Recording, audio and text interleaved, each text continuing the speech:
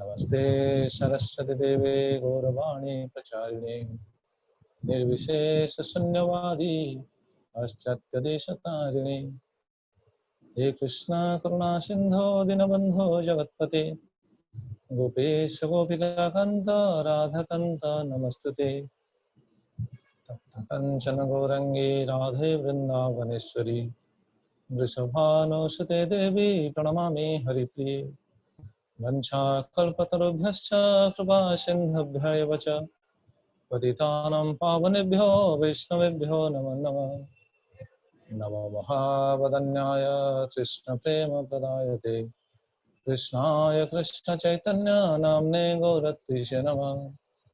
जय श्री कृष्ण चैतन्य प्रभु नित्यानंद श्री अद्वैत गदाधर शिवासादि गौरभक्तवृंद। हरे कृष्णा कृष्णा कृष्णा हरे हरे हरे राम राम राम हरे हरे। हरे कृष्णा। सर्वप्रथम समस्त भक्त मानू स्वागत तथा धन्यवाद जेहेतु आपने आमको सुजोग प्रदान कर किसी कथा कीर्तन करने आपने धारावाहिक भाव प्रति सप्ताह भली कार्यक्रम कर श्रवण कर विभिन्न भक्त मान श्रीमुखर आमर तो कौन योग्यता नहीं भगवान कथा कीर्तन एमती केवल साधुगुरु आदेश को पालन कर जहाँ किसी कीर्तन कर चलचु। तेणु सर्वप्रथमे समस्त भक्त मान चरण कमल मोर प्रणति निवेदन समस्त मु कृपा भिक्षा करुच्ची समस्ते किसी आशीर्वाद करंतु कृपा करंतु मु भगवान कथा किसी कीर्तन कर पारि। तेज आपने जो प्रसंग रखिंट ये चतुर्थ साप्ताहिक कार्यक्रम जो प्रसंग आप रखिंट साधु गुरु एवं शास्त्र महत्व एक बहुत गुरुत्वपूर्ण प्रसंग आ बहुत आवश्यक प्रसंग कारण आजिकल जनसमाज ए विषय को लेकिन प्राय भ्रमित कहले चले कारण से शास्त्र कौन बुझंती साधुगुरुंर महिमा कौन जानती एवं शास्त्र आवश्यकता केते ता विषय भी समस्त अनभिज्ञ कहले चले। तेज आज से विषय में किसी आलोचना करने प्रयास होगा श्रील प्रभुपाद कृपा को पाथेय कर गुरुदेव समस्त साधु गुरु वैष्णव आचार्य शरण कमल तले प्रणति निवेदन कर समस्त कृपा भिक्षा कर समस्त कृपा भिक्षा कर प्रसंग पर किसी कहबे मु प्रयास करुच्ची। तेरे समस्त आम जानूचे शास्त्र आवश्यकता मनुष्य समाज में ही अच्छी अलग कौन सी जीवजंतु मैंने शास्त्र विषय किसी बुझी पारती शास्त्र कौन से जानती तो मनुष्य माने जो शास्त्र विषय जाना आवश्यक बोली विचार करुचे प्रसंग रही शास्त्र महत्व कौन साधु गुरु शास्त्र महत्व। तेरे साधु गुरु महत्व को बुझापी हेले आगे शास्त्र महत्व बुझा आवश्यक शास्त्र महत्व को बुझी पारे तापर साधु गुरु महत्व को बुझे ये जदियो तीनोटी जाक परस्पर परिपूरक साधु गुरु शास्त्र परस्पर परिपूरक। तेबे शास्त्र आवश्यकता कौन आगे ए विषय श्रवण करी आमे साधु गुरु आवश्यकता को उपलब्धि करने प्रयास करवा। शास्त्र आवश्यकता कौन शास्त्र हमको कौन शिक्षा दियंती। मनुष्य जीवन एमती गोटे जीवन जो जीवन में व्यक्ति शिक्षा शैशव काल आरंभ करी एमती तो सिद्धांत अच्छी मृत्यु पर्यंत किसी ना किसी शिक्षा लाभ करने पड़ी था। मनुष्य जीवन हूँ शिक्षा तेज शिक्षार आवश्यकता कौन अलग जीव को कौन सी जीव को शिक्षा दि जाऊनी जदि प्रश्न आसपे ना अलग जीव को भी शिक्षा दि जाऊँगी सर्कस से विभिन्न प्रकार जीव मानक शिक्षा दि जाऊँगी शिक्षा दि जाऊँगी किंतु से शिक्षा द्वारा से जीवन को सार्थक करना कुकुर को ट्रेनिंग दि जाऊँगी से ट्रेनिंग द्वारा जीवन को सार्थक कर पानी मनुष्यर जो शिक्षा आवश्यक से शिक्षा द्वारा से जीवन को सार्थक कर जीवन को सार्थक कर अर्थ कौन जमी मनुष्य भी शिक्षा लाभ करुच्ची कि मनुष्यर शिक्षा भितर शास्त्र आवश्यकता केते शास्त्र गुरुत्वटा कौन आम से विषय आलोचना करने जाऊे। गोटे मनुष्य तो जन्म निए शैशव अवस्था प्रत्येक विषय शिक्षा लाभ करने पड़ी था। आप समस्ते अनुभवी समस्त आम देखुचे गोटे शिशु जो बसे बसिया शिक्षा देवाई पड़े ता माँ ताको शिक्षा दियंती ठिया हवा पे ताको शिक्षा दियंती चलिया पे ताको शिक्षा दियंती साहाय्य करंती एमिति कि चलिया परे पाठ पढ़िबा तो से आरंभ करे अक्षर लेखिया पे से शिक्षा लाभ करे से शिक्षा लाभ कला परे जे से लेखिया पे सक्षम हुए तो प्रति पदक्षेप से शिक्षा लाभ करे तापर पर कथा कहिबा भोजन करिया शिक्षा देवा पड़े नचेत आप विचार करना गोटे छुआ को जब भोजन करने शिक्षा न दि जाव से केमी खाइब से जान पारे से मुह सारा सब एणे तेणे से खाद्य पदार्थ को लिपिब एणे तेणे फोपाड़ कहवा तात्पर्य प्रत्येक वस्तु आमको शिक्षा आवश्यक अच्छी प्रत्येक कार्य शिक्षा आवश्यक रही एवं धीरे धीरे से बाल्यवस्था स्कूल पदार्पण करे प्रत्येक प्रत्येक कार्य को से शिक्षा प्रत्येक कार्य से शिक्षा लाभ करे जमीती कि खेलिबा तापर पर धीरे धीरे आप देखिए छोट छुआ मान भी वाद्ययंत्र शिक्षा दि जाए नृत्यर शिक्षा दि जाए विभिन्न स्तर शिक्षा दि जाए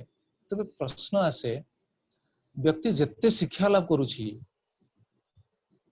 संसार जिते प्रकार कला अच्छी से कला को शास्त्रीय सिद्धांत दृष्टि यदि विचार करा जाए केते प्रकार कला अच्छी आपने समस्त होते जानिथिबे जहाको भगवान श्रीकृष्ण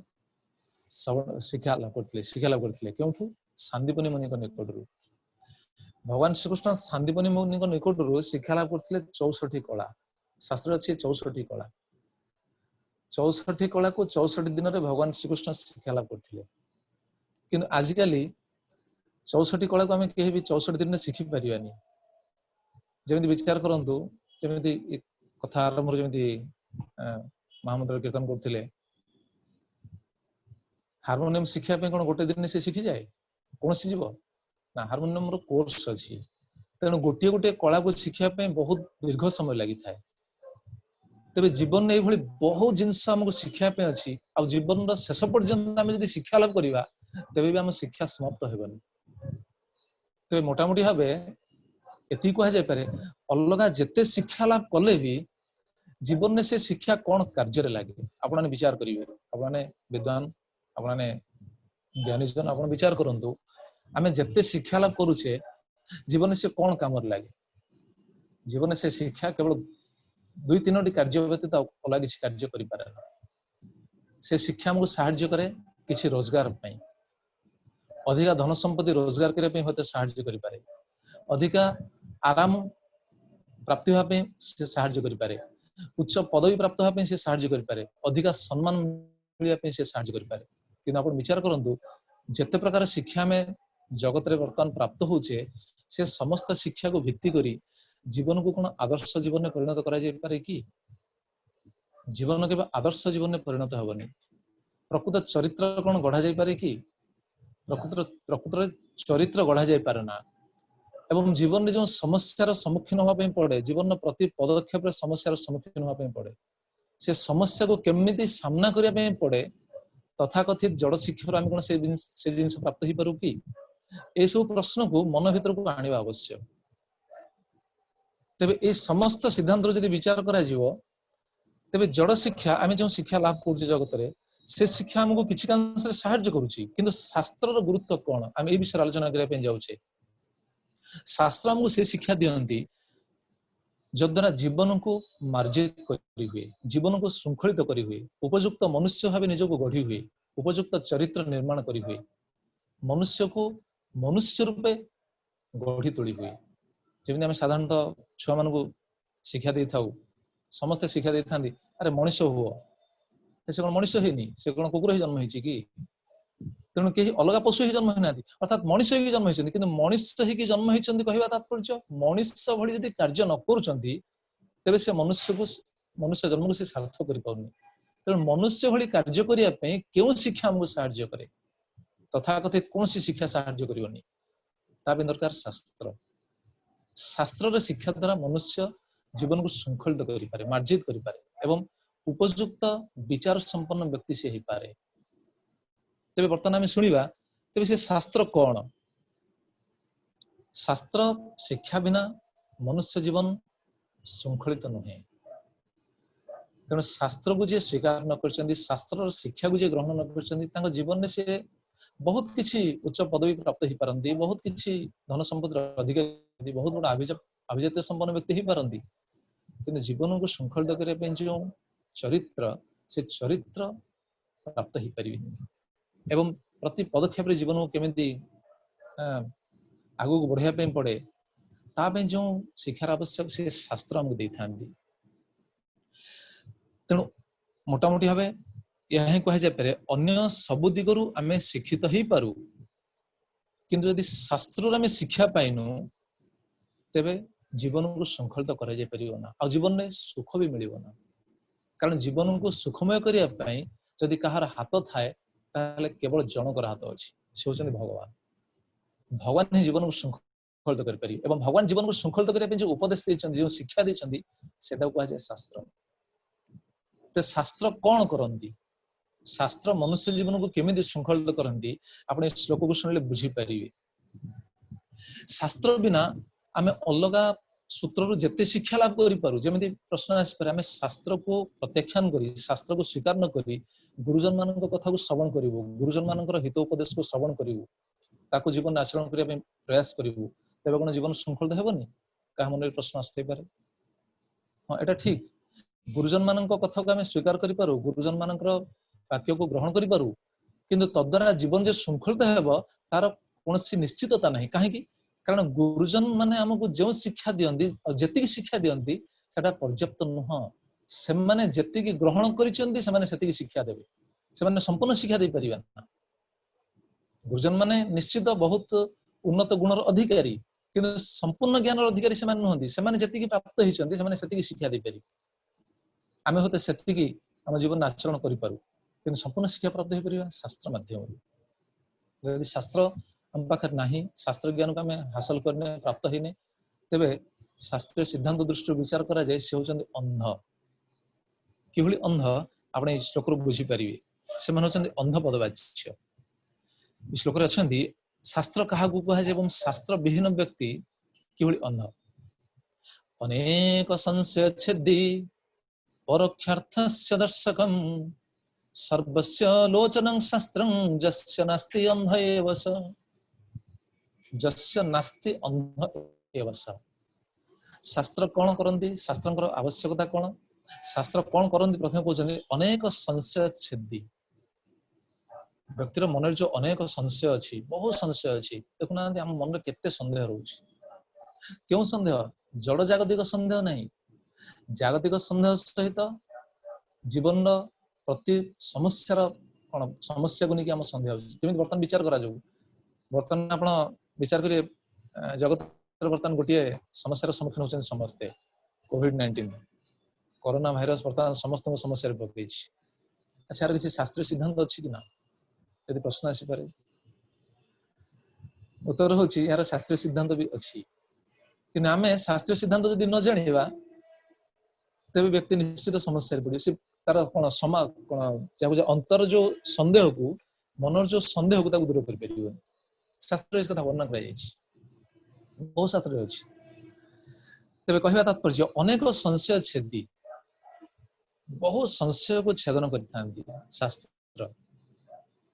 प्रश्न आशा कौन समस्त संशय को छेदन करते समस्त संशय छेदन हेबे आम शास्त्र जेते गभीरतम प्रदेश से प्रवेश करवा आमर संदेह से दूर हो तेणु शास्त्र समस्त संशय को दूर करती अनेक संशय छेदी एवं परोक्षार्थस्य दर्शकम अर्थात जेते सब तथ्य जेते सब तत्व लुकायित भाव रही ताकू शास्त्र उन्मोचन करता समस्त तत्व समस्त तथ्य आम शास्त्र पाई परिबा आजिकल जगत में जो समस्या होची व्यक्ति जो समस्या सम्मुखीन होची आपण सब समस्या समाधान शास्त्र रे पाइबे एवं सब समस्या कारण भी शास्त्र रे पाइबे आमे जेतो शास्त्र विषय अनुभवज्ञ आमे शास्त्र विषय संपूर्ण ज्ञान प्राप्त हेने तेणु एटा हम गोटे दुस्तर भली कोन प्रतिमान हो पारती किंतु शास्त्र समस्त संशय दूर कला भली उपादान रही तेणु भगवान का प्रणीत शास्त्र एवं सर्वस्व लोचन शास्त्रम शास्त्र कहा सर्वस्व लोचन समस्त चक्षु हेले शास्त्र आमे श्रवण करूचे शास्त्रर महत्व शास्त्रर गुरुत्व शास्त्र होचंदी प्रकृତରେ चक्षु हमर जो चक्षु चक्षु नहीं कहीं कारण हमर चक्षु द्वारा हम सब किसी देखि परिबा ना जेमिति आमे आपन समस्त जानथिबे जेमिति प्रमाण अछि जीव गोस्वामी तांकर संदर्भ मानकर ईश्वर विषय वर्णना करछन्ती प्रमाण आमे समस्त प्रमाण जानुछे प्रत्यक्ष प्रमाण अनुमान प्रमाण प्रत्यक्ष प्रमाण द्वारा प्रमाण को सिद्ध करा जाय पारेना जेमिति प्रत्यक्ष प्रमाण आमे हम इंद्रिय मानक द्वारा कौन विषय को उपस्थापन करने विचार करवा बा ताको बुझिया पे विचार करवा एटा सक्षम हो परिबानी इंद्रिय मानक द्वारा कौन वस्तु आमे संपूर्ण बुझी परिबानी जेमिति उदाहरण दिया जाय पारे ट्रेन लाइन आपण देखुछन्ती ट्रेन लाइन ऊपर जाके ठिया हेबे देखिबे बहुत दूर देखा जिवो सते जेमिति दुई धारणा मिसी जाइछि गोटे पॉइंट रे किन सेटा कोन वास्तव कि सेटा वास्तव न आपण वर्ल्ड सारा जुआडे भी देखियो ट्रेन लाइन ओहे पैरेलल कि नाम चक्षु देखि की भी ठीक से देखि पाउन तेणु प्रत्यक्ष प्रमाण उपयुक्त प्रमाण नुह जेमिति हम सूर्य को देखुचे सूर्य देखा जाउछन्ती बहुत छोट किंतु प्रकृत सूर्य कोन से बड़ी छोट कि तेणु चक्षु संपूर्ण सूर्य आकार दर्शन करने समर्थ नुह तो ये दृश्य ये प्रत्येक इंद्रिय ये असंपूर्ण तेणु इंद्रिय मान द्वारा आम जो ज्ञान प्राप्त होगा विचार करुचे निज प्रयास एटा असंपूर्ण ज्ञान ही आमको दिखती तेणु संपूर्ण ज्ञान दे पारती ना तेणु आम अंध अनुमान अनुमान द्वारा बिल्कुल कौन ज्ञान को आम सिद्ध कौन ज्ञान को आम सठी बोली कहि परिबा ना तेणु प्रमाण होचंदी शब्द प्रमाण आ शब्द होचंदी शास्त्र शब्द प्रमाण जदियो आपण संदर्भ जो माने पढ़ी थिबे से माने जानिबे आमे साधारणतः तीनटा प्रमाण कहूचे किंतु संदर्भ रे अछंती 10टी प्रमाण ता विषय वर्णन करिया वर्तमान आवश्यकता नहीं 10टी प्रमाण अछंती आपण संदर्भ पढ़ले बुझी परिबे तो मुख्य होचंदी शब्द प्रमाण माने शास्त्र रे जो जिंस वर्णना कर जायछंती से शब्द कारण भगवान को मुखरु वेद निश्चित होती श्रीमद् भागवतम 6ठ स्कंद कथा अच्छा तेज जहाँ भी हो सर्वस्व लोचन शास्त्र शास्त्र होती समस्त लोचन समस्त चक्षु एवं शेष कौन कहते जस्य नास्ति अंध एव सः जहाँ निकट शास्त्र नहांती से होती अंध आप समस्त तो जानी पारती भक्ति सिद्धांत सरस्वती ठाकुर कहती जगतर समस्त लाइब्रेरी जदि कौन कारणवशतः जली पोड़ी नष्ट हो जाए तेज किसी क्षति नहीं आप शुणी थी पारती भक्ति सिद्धांत सरस्वती ठाकुर स्टेटमेंट जगतर समस्त लाइब्रेरी समस्त बही जदि पोड़ी नष्ट हो जाए कौन क्षति नहीं जदि शास्त्र अच्छी विशेषकर श्रीमद् भागवतम भगवत गीता ये सब शास्त्र जदि अच्छी तेज कौन क्षति नहीं जनसमाज से आलोक प्राप्त हो पारे तेणु जस्य नास्ति अंध एव सः जदि नहीं से समस्ते अंध बोली कह जाए तो प्रश्न आसो अच्छा शास्त्र कौन एम तो बहुत शास्त्र अच्छी क्यों शास्त्र को शास्त्र बोली स्वीकार करवा बहुत शास्त्र अच्छी आजिकल भी बहुत लोग नुआ नुआ शास्त्र भी रचना कर बहुत संप्रदाय नुआ नुआ शास्त्र रचना कर दाबी कर रचित शास्त्र ही होती प्रामाणिक आम शास्त्र को ही ग्रहण करवा उचित आम शास्त्र जहाँ लिखाई से ठीक कहीं कहते आम बाबा जहाँ लिखिं से ठीक विभिन्न संप्रदाय व्यक्ति विशेष माने स्वरचित शास्त्र मान स्वरचित कौन बही मान शास्त्र बोली कहते शास्त्र नुह शास्त्र कौन शास्त्र संज्ञा कौन शास्त्र क्या कह जाए बुझा उचित आम बुझीपे जे चक्षु प्रदान करती जहाँ माध्यम आम संपूर्ण ज्ञान प्राप्त हो पारू तेज से शास्त्र कौन केमी से शास्त्र आम ग्रहण करवा प्रमाण आम बुझीपर शास्त्र शब्दर अर्थ कौन ये संस्कृत शब्द आप शास्त्र हूँ संस्कृत शब्द शास धातु शास्त्र शब्द निष्पन्न शास धातु कौन शास माने शासन करवा शास धातु संस्कृत शब्द शास्त्र निष्पन्न शास माने शासन करवा अच्छा किए शासन करती आमर जो मनोधर्म अच्छी मनोधर्म रूप उच्छृंखलतार जे शासक सी होचंदी शास्त्र यहाँ बहुत सूक्ष्म सिद्धांत सब रही आम जी बुझीपर से आलोचना करुचे मनोधर्मर जो उच्छृंखलता रही मनोधर्म उच्छृंखलता कौन व्यक्ति कहीं उच्छृंखल हो जाए व्यक्ति उच्छृंखल हो जाए निजर इंद्रिय मान जो 6ठ स्कंद भागवतम से कथा अच्छा जीव ए संसार बंधन दशारे पड़ी कष्ट पाऊँ केवल षष्ठ स्कंद न बहुत जगह अच्छा श्रीमद भागवत बहुत स्थान विषय रचना कर जीव ए संसार कष्ट पाऊँ दुख पाऊँ निज निजे ही निजर दुखर कारण एवं निजे अर्थ निजर समस्त इंद्रिय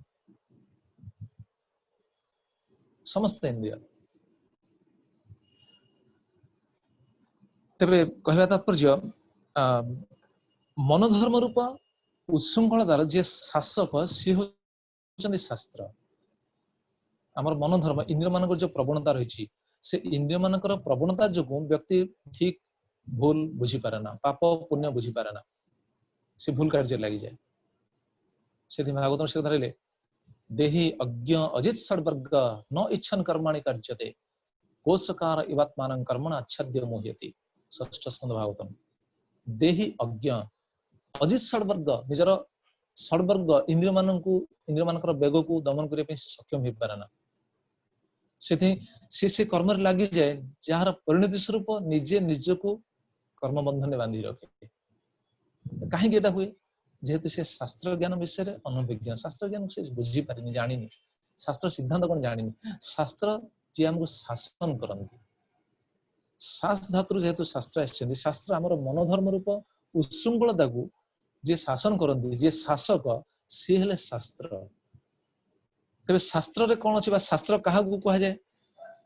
शास्त्र कौन समस्त लिखिपर कि आजिकल जो विभिन्न व्यक्ति विशेष शास्त्र को रचना कहते आप विचार करूँ से कौन शास्त्र पदवाच्य कि से सब शास्त्र पदवाच्य नुह बहुत संप्रदाय बहुत व्यक्ति विशेष रचना कहते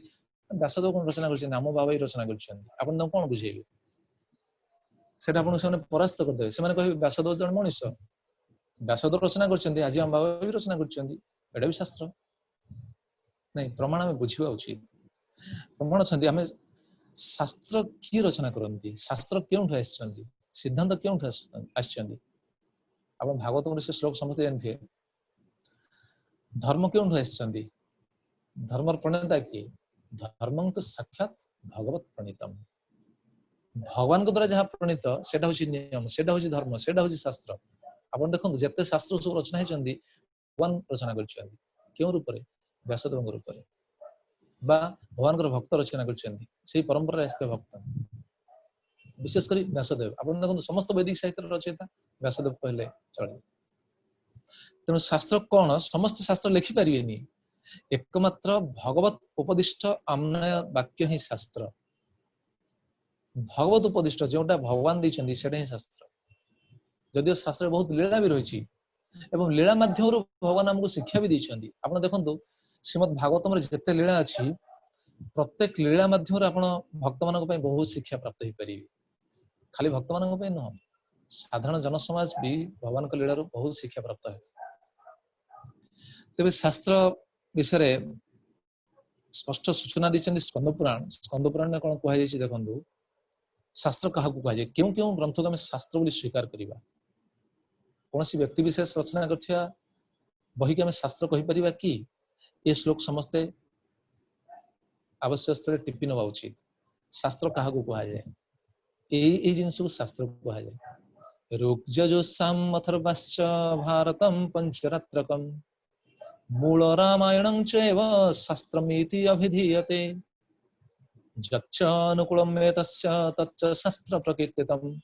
अतोऽन्यो ग्रंथ विस्तारो नैव शास्त्रं कुवर्त्मवत् शास्त्र क्या कह जाए शास्त्र क्या कह जाए नहीं ये श्लोक रहिले क्यों अच्छी स्कंद पुराण श्लोक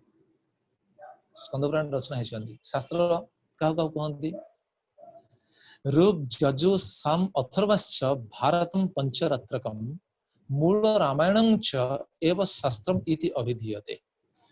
ये सब हेले शास्त्र प्रथम रहिले चारि वेद ऋग यजु साम अथर्व ऋग्वेद यजुर्वेद सामवेद अथर्व वेद एवं भारतम महाभारत कारण महाभारत को कहा जाए पंचम वेद श्रीमद भागवतम आप अध्ययन करते देखिए महाभारत को पंचम वेद कह एवं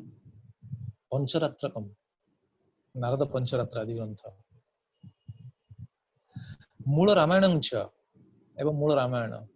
एवं शास्त्रम इति अभिधीयते ए सब को कहा जाए शास्त्र। ताले प्रश्न आसीबो मन रे कार प्रश्न आसी पारे भगवत गीता तो कहा जाए ताले भगवत गीता को हम शास्त्र रूप ग्रहण करबा ना नहीं कारण भगवत गीता आसीनी ऋग यजुः साम अथर्व भारतम पंचरात्रकम मूल रामायण ये तो छोटा जिनस रहिले सातटा जिनस चारि वेद भारत महाभारत पंचरात्र एवं मूल रामायण ये जिनस रहिले भगवत गीता तो आसी ना भगवत गीता स्वीकार करवा कि ना भगवत गीता भी शास्त्र कहीं कारण भगवत गीता क्यों अच्छा जो भारत महाभारत रहिले महाभारत भीतर भगवत गीता अच्छा कि महाभारत भीष्म पर्व 25 अध्याय 42 अध्याय होचंदी महाभारत तेणु एमान को शास्त्र कहा जाए ताल प्रश्न यही ग्रंथ मान व्यतीत अलग जो ग्रंथ से शास्त्र कह नहीं सी भी शास्त्र किंतु क्यों वस्तु शास्त्र कह जच्च अनुकूलमेय तस्य तच्च शास्त्र प्रकृतित जच्च अनुकूलमेय तस्य ए सब अनुकूल जो सब ग्रंथ अर्थात ये जो वेद महाभारत रामायण पंचरात्र यही शास्त्र मानकर अनुकूल जो ग्रंथ ताकू कह शास्त्र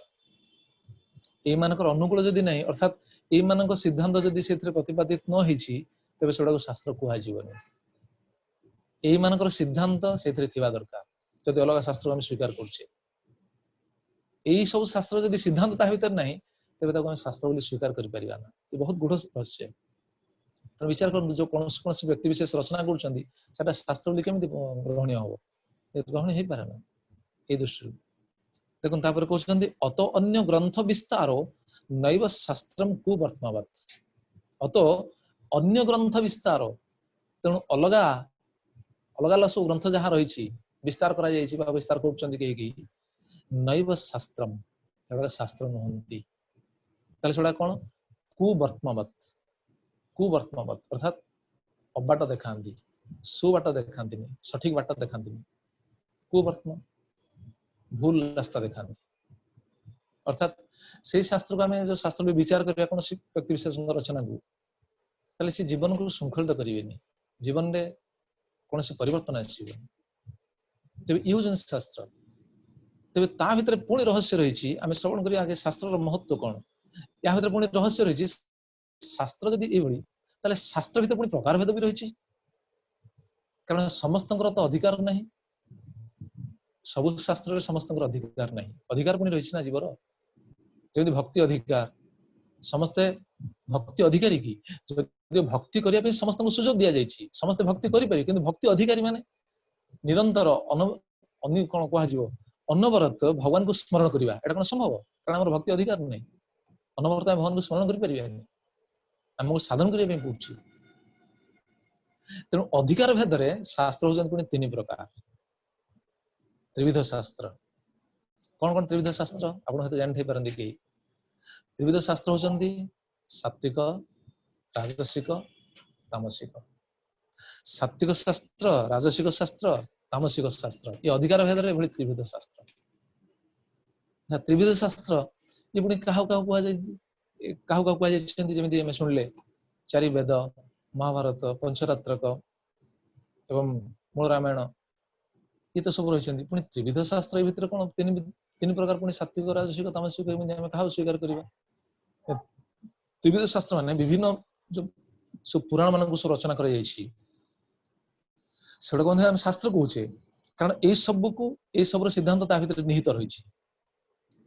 किंतु अधिकार भेदरे ता भीतर किछि किछि आमे व्यतिक्रम देखुछे कारण बहुत लोक बुझी पारंती ना जेमिति आमे समस्त जानू अष्टादश पुराण रही आपण मध्य हयतो से भली समस्यार सम्मुखीन होथाई पारंती केही कि आपण प्रश्न करि पारंती आमे अलगा पुराण पढुछु असुविधा कोन अछि अष्टादश पुराण तो रही असुविधा कौन अच्छी जनक मत्स्य पुराण पढ़ुची असुविधा कौन अच्छी जनक मार्कंड पुराण पढ़ुची असुविधा कौन अच्छी जनक शिव पुराण पढ़ुची असुविधा कौन अच्छी शिव आप देखिए शिव पुराण शिवजी भगवान कहे पुणी उपपुराण अच्छी अष्टादश पुराण रही अष्टादश उपपुराण रही गणेश पुराण रही विश्वकर्मा पुराण रही कालिका पुराण रही से पुराण मानक से देवादेवी को श्रेष्ठ बोली प्रतिपादित कर शास्त्र व्यतिक्रम केमी देखा जाउछि ଆମେ ଶାସ୍ତ୍ର ମହତ୍ଵ କଣ ସ୍ୱୀକାର କରିବା, କଣ ଗ୍ରହଣ କରିବା, କେମିତି ବୁଝିବା? ତେଣୁ ତ୍ରିବିଧ ଶାସ୍ତ୍ର, ସାତ୍ଵିକ, ରାଜସିକ, ତାମସିକ। ସାତ୍ଵିକ ଶାସ୍ତ୍ରରେ କଣ ଅଛନ୍ତି, ରାଜସିକ ଶାସ୍ତ୍ରରେ କଣ ଅଛନ୍ତି ଏବଂ ତାମସିକ ଶାସ୍ତ୍ରରେ କଣ ଅଛନ୍ତି, ଏଟା ବୁଝିବା ଉଚିତ। କାହାକୁ କାହାକୁ କୁହାଯାଏ ଦେଖନ୍ତୁ, ଏ ଶ୍ଲୋକରେ ଆପଣ ବୁଝିପାରିବେ କେଉଁ ଶାସ୍ତ୍ରରେ କଣ ବର୍ଣ୍ଣିତ ହେଇଛି। ସାତ୍ଵିକେଷୁ च कल्पेषु महात्म्यम अधिकं हरे, राजसेषु च महात्म्यम अधिकं ब्रह्मणो विदु, तद्वत् अग्निश्च महात्म्यं तामसेषु शिवस्य च, संकीर्णेषु सरस्वत्यः पितॄणां च निगद्यते। ଏ ଶ୍ଲୋକରେ ସ୍ପଷ୍ଟ କୁହାଯାଇଛନ୍ତି କେଉଁ ଶାସ୍ତ୍ର ସାତ୍ଵିକ, କେଉଁ ଶାସ୍ତ୍ର ରାଜସିକ, କେଉଁ ଶାସ୍ତ୍ର ତାମସିକ। କେମିତି ବୁଝିବେ? ତାଙ୍କର ବର୍ଣ୍ଣନା ଉପରେ ଏଠି କହୁଛନ୍ତି ସାତ୍ଵିକେଷୁ च कल्पेषु महात्म्यम अधिकं हरे। ସାତ୍ଵିକ ଶାସ୍ତ୍ର ମାନଙ୍କରେ କଣ ବର୍ଣ୍ଣନା ଥିବ? ଅଧିକେଷୁ, ଅଧିକ, ଅଧିକମ୍, महात्म्यम अधिकं हरे। परम पुरुष भगवान श्री हरिଙ୍କର महात्म्य ଅଧିକ ବର୍ଣ୍ଣନା ଥିବ ସାତ୍ଵିକ ଶାସ୍ତ୍ର ମାନଙ୍କରେ। ଏବଂ ଜୀବର ଆତ୍ୟନ୍ତିକ ମଙ୍ଗଳର महात्म्य ତା ଭିତରେ ଅଧିକ ବର୍ଣ୍ଣନା ଥିବ। ଜୀବର ଆତ୍ୟନ୍ତିକ ସାତ୍ଵିକ ଶାସ୍ତ୍ର ମାନଙ୍କରେ ଏସବୁ ବର୍ଣ୍ଣନା ଥାଏ। ସାତ୍ଵିକେଷୁ च कल्पेषु महात्म्यम अधिकं हरे। ଆଚ୍ଛା, ରାଜସ ଶାସ୍ତ୍ରରେ କଣ ବର୍ଣ୍ଣନା ଥାନ୍ତି? ରାଜସ ଶାସ୍ତ୍ରରେ ରାଜସେଷୁ च महात्म्यम अधिकं ब्रह्मण विदु। ରାଜସେଷୁ, ରାଜସ ଶାସ୍ତ୍ର ମାନଙ୍କରେ କାହାର ମହିମା ଅଧିକ ଥାନ୍ତି? महात्म्यम अधिकं ब्रह्मण विदु। ବ୍ରାହ୍ମଣ, ବ୍ରହ୍ମା ଏବଂ ଅନ୍ୟ ଦେବତା ମାନଙ୍କର महात्म्य ଯେଉଁ ଶାସ୍ତ୍ର ମାନଙ୍କରେ ବର୍ଣ୍ଣନା ଥାନ୍ତି ତାକୁ କୁହାଯାନ୍ତି ରାଜସିକ ଶାସ୍ତ୍ର। ରାଜସିକ ଶାସ୍ତ୍ର ମାନଙ୍କରେ ଅଲଗା ଦେବତା ମାନଙ୍କର ବିଶେଷ ବର୍ଣ୍ଣନା, ଯେମିତି ଆମେ ଶୁଣିଲେ ବିଶେଷ ବର୍ଣ୍ଣନା ସବୁ ଅଲଗା, ଯେମିତି ବିଶ୍ୱକର୍ମା ପୁରାଣ ଅଛି, ଗଣେଶ ପୁରାଣ ଅଛି, କାଳିକା ପୁରାଣ ଅଛି। ସେ ବି ଶାସ୍ତ୍ର, ଆମେ ତାକୁ ମନା କରିପାରିବାନି। ଶାସ୍ତ୍ର ବୋଲି ଆପଣ ତାକୁ କଣ ଶାସ୍ତ୍ର ବହିର୍ମୁଖ ବୋଲି ତାକୁ କଣ ସେଟା ଶାସ୍ତ୍ର ନୁହଁ ବୋଲି ଆମେ କହିପାରିବାନି। ସେ ବି ଶାସ୍ତ୍ର, କିନ୍ତୁ ସେ ହଉଛନ୍ତି ରାଜସ ଶାସ୍ତ୍ର, ଆମେ ତାକୁ ନିନ୍ଦା କରିପାରିବାନି। କୌଣସି ଶାସ୍ତ୍ରକୁ ନିନ୍ଦା କରାଯାଇ ପାରିବ ନାହିଁ। କାହିଁକି? ପ୍ରମାଣ କଣ? ଆପଣ ସମସ୍ତେ ନାମ କରୁଛନ୍ତି, ଜପ କରୁଛନ୍ତି। 10 ନାମ ଅପରାଧ ଭିତରେ ଗୋଟେ ଅପରାଧ ରହିଛି। କେଉଁ ନାମ ଅପରାଧ? କେଉଁ ନାମ ଅପରାଧ?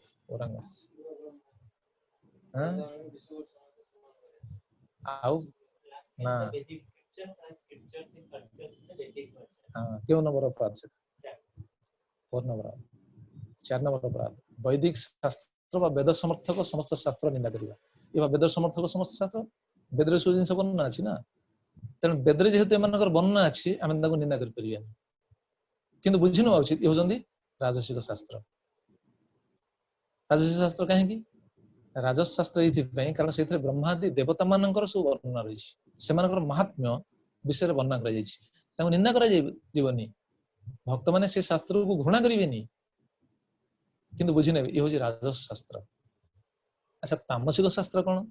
ତାମସିକ ଶାସ୍ତ୍ର କଣ ବର୍ଣ୍ଣନା ଅଛନ୍ତି? କହୁଛନ୍ତି ତଦ୍ବତ୍ ଅଗ୍ନିଶ୍ଚ ମହାତ୍ମ୍ୟଂ ତାମସେଷୁ ଶିବସ୍ୟ ଚ। ଠିକ ସେଭଳି ତାମସ ଶାସ୍ତ୍ରରେ କଣ ବର୍ଣ୍ଣନା ଅଛି? ଅଗ୍ନିଦେବଙ୍କର ମହିମା, ଶିବଜୀଙ୍କର ମହିମା, ଆଉ ଦୁର୍ଗା ମାଙ୍କର ମହିମା, ଏସବୁ ହେଲେ ତାମସ ଶାସ୍ତ୍ର।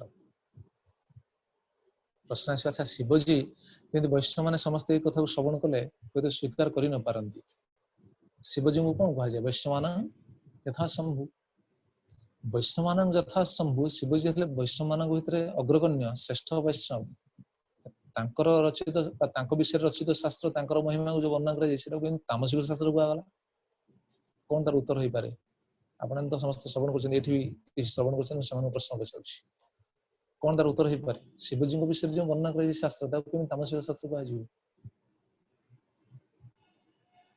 କେମିତି? ଗୌରାଙ୍ଗ, ଅମୃତେଶ ପ୍ରଭୁ,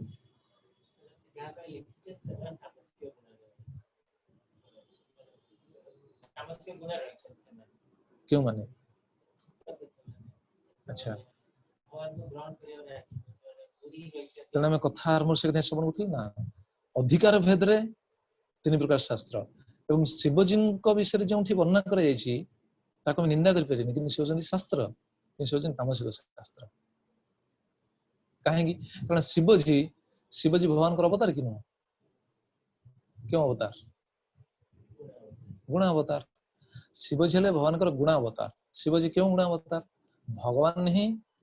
तम गुण को अंगीकार करी शिवजी ऊपर प्रकट होती भगवान ही रजगुण को अंगीकार करी ब्रह्माजी ऊपर प्रकट होती भगवान ही सत्वगुण को अंगीकार करी विष्णु रूप प्रकट होती भागवत में सिद्धांत बहुत जगह अच्छी देखिए देवकी जो स्तुति कर भगवान को देवकी और वसुदेव जो स्तुति कर कारागृह भितर से कहते सप्तम त्रिलोक स्थित स्वमाया विहर्ष्य शुक्लं खड़वर्णमात्मन सर्गाय रक्तं रजस पबृहितं कृष्णं च वर्णं तमसा जनाते हे प्रभु भगवान को स्तुति कर भगवान से प्रकट होती चतुर्भुज दर्शन कर स्तुति कर हे प्रभु आपण ही से जी कि तीन गुण को अंगीकार करी ब्रह्मा विष्णु महेश्वर पर आप निज प्रकाशित कर तेणु शिवजी आम निंदा करें वैष्णव यथा संभव किंतु से तम गुण को अंगीकार करी शिवजी रूप को नहीं भगवान तेणु विषय जो वर्णना कर शास्त्र मान कह कौन कि शास्त्र तामसिक शास्त्र एवं या पर भी चतुर्थ प्रकार शास्त्र रही से हूँ संकीर्ण शास्त्र कहते तद्वत अग्निश्च महात्म्यं तामसेषु शिवस्य च संकीर्णेषु सरस्वत्यां पितॄणां च निगद्यते संकीर्ण शास्त्र कौन अच्छी सरस्वती देवी मान सब वर्णना अच्छी सरस्वती आ विशेषकर पितृपुरुष मान पितृलोकर वर्णना